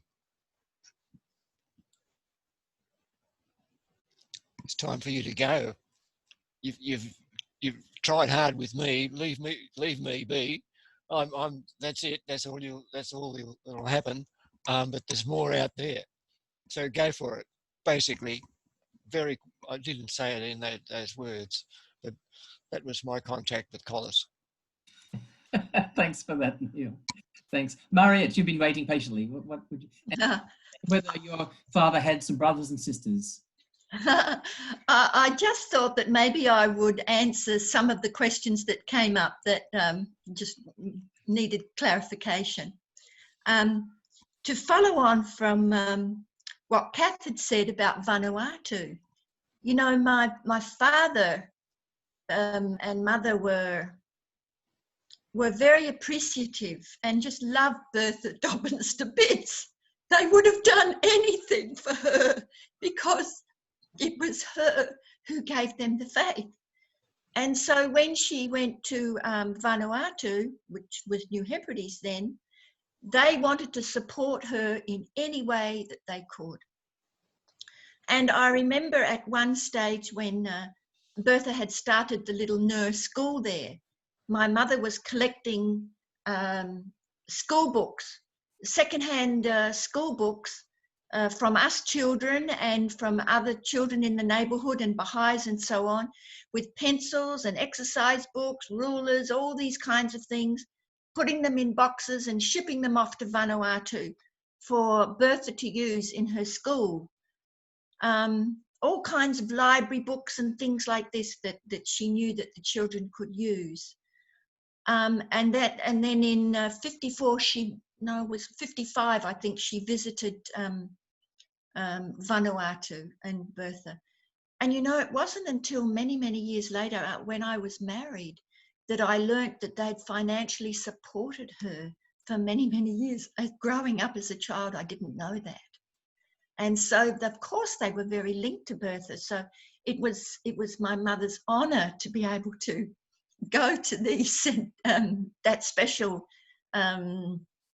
opening ceremony there in Vanuatu.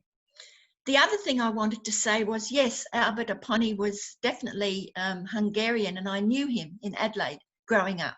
I knew him and his wife. You mentioned about his voice.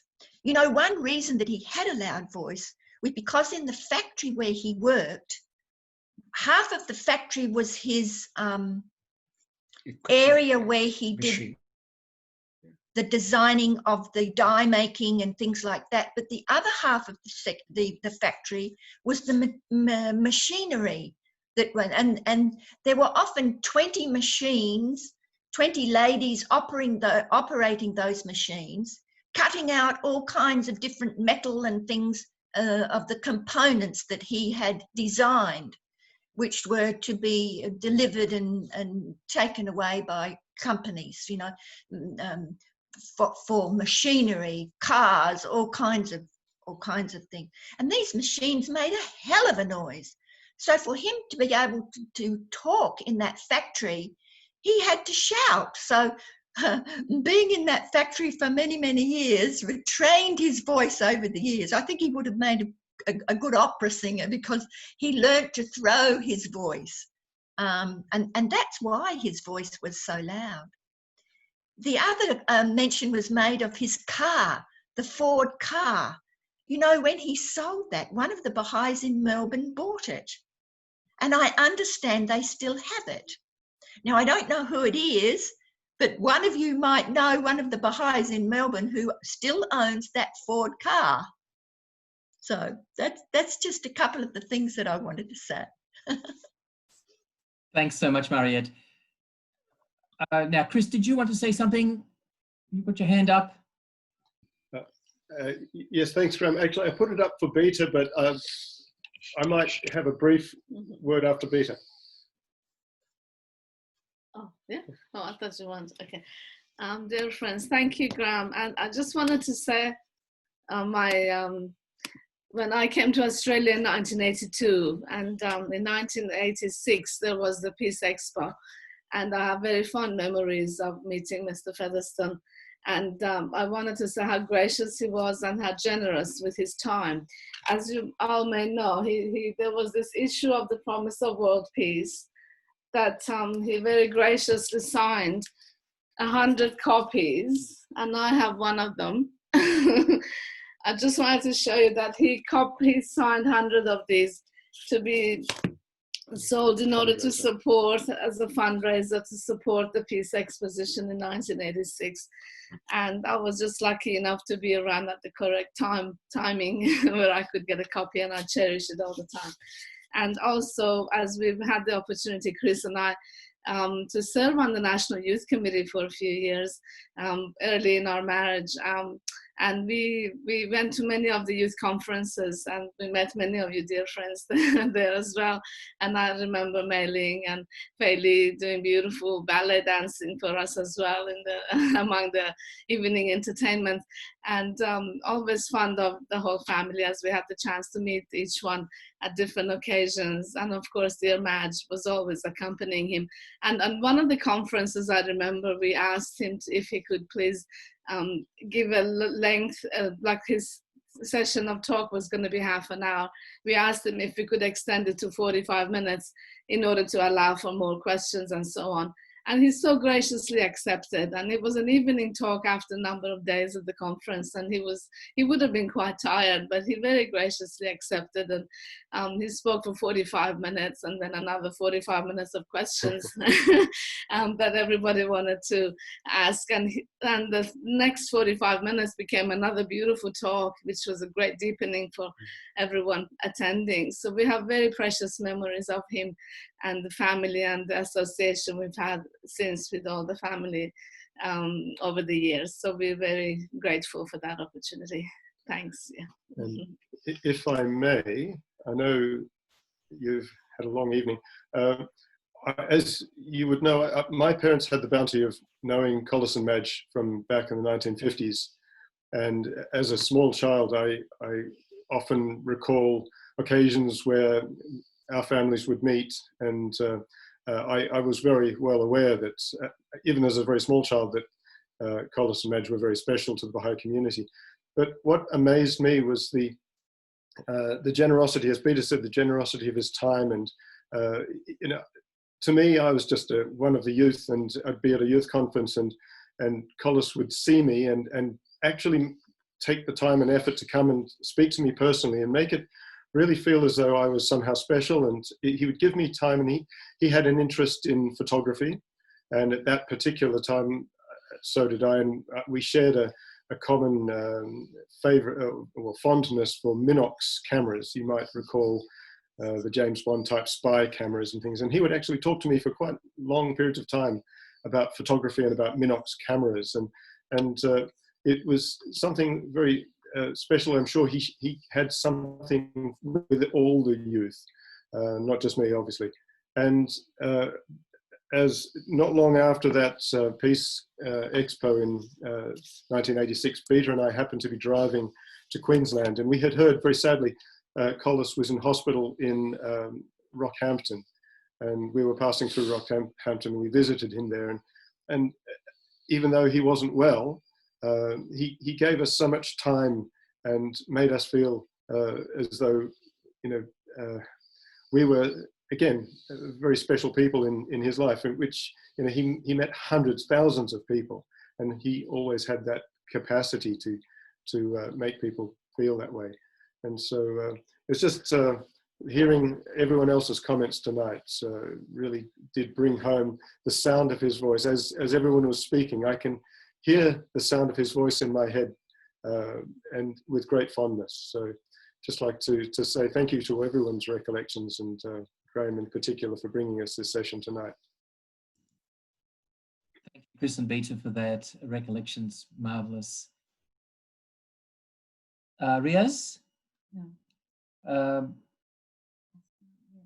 Mariette being asked to give a story. Riaz, you want to introduce the story and give it around? Yeah, Auntie Mariette, would you like to tell the story of the tailor and the suit?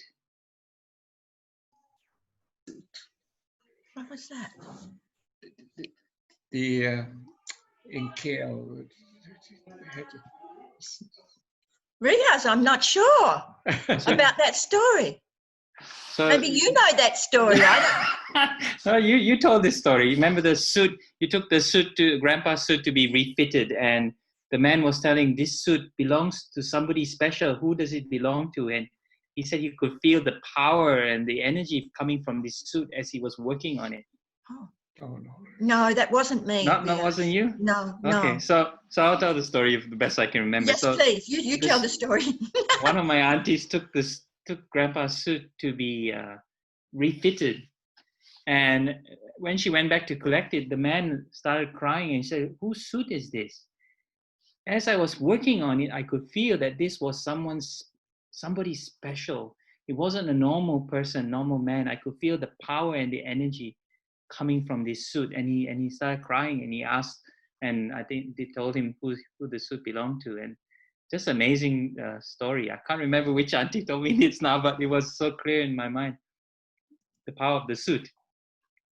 Thank you, Riaz. So you've got your homework for tonight, because that'd be verify that. It's a lovely This story. was after he passed away. This is after he passed away. I know that Arvid Yuganagi has one of those suits. It was a very, very similar experience, explaining it to the tailor, bringing in the photographs of Collis Featherstone, speaking to the whole shop, and they were all invited and did attend a fireside after the suit was completed. Oh. And in 1992, when we had the commemorations that year, I wore the suit that night that I was one of the ushers, having people come and observe the photograph of Baha'u'llah.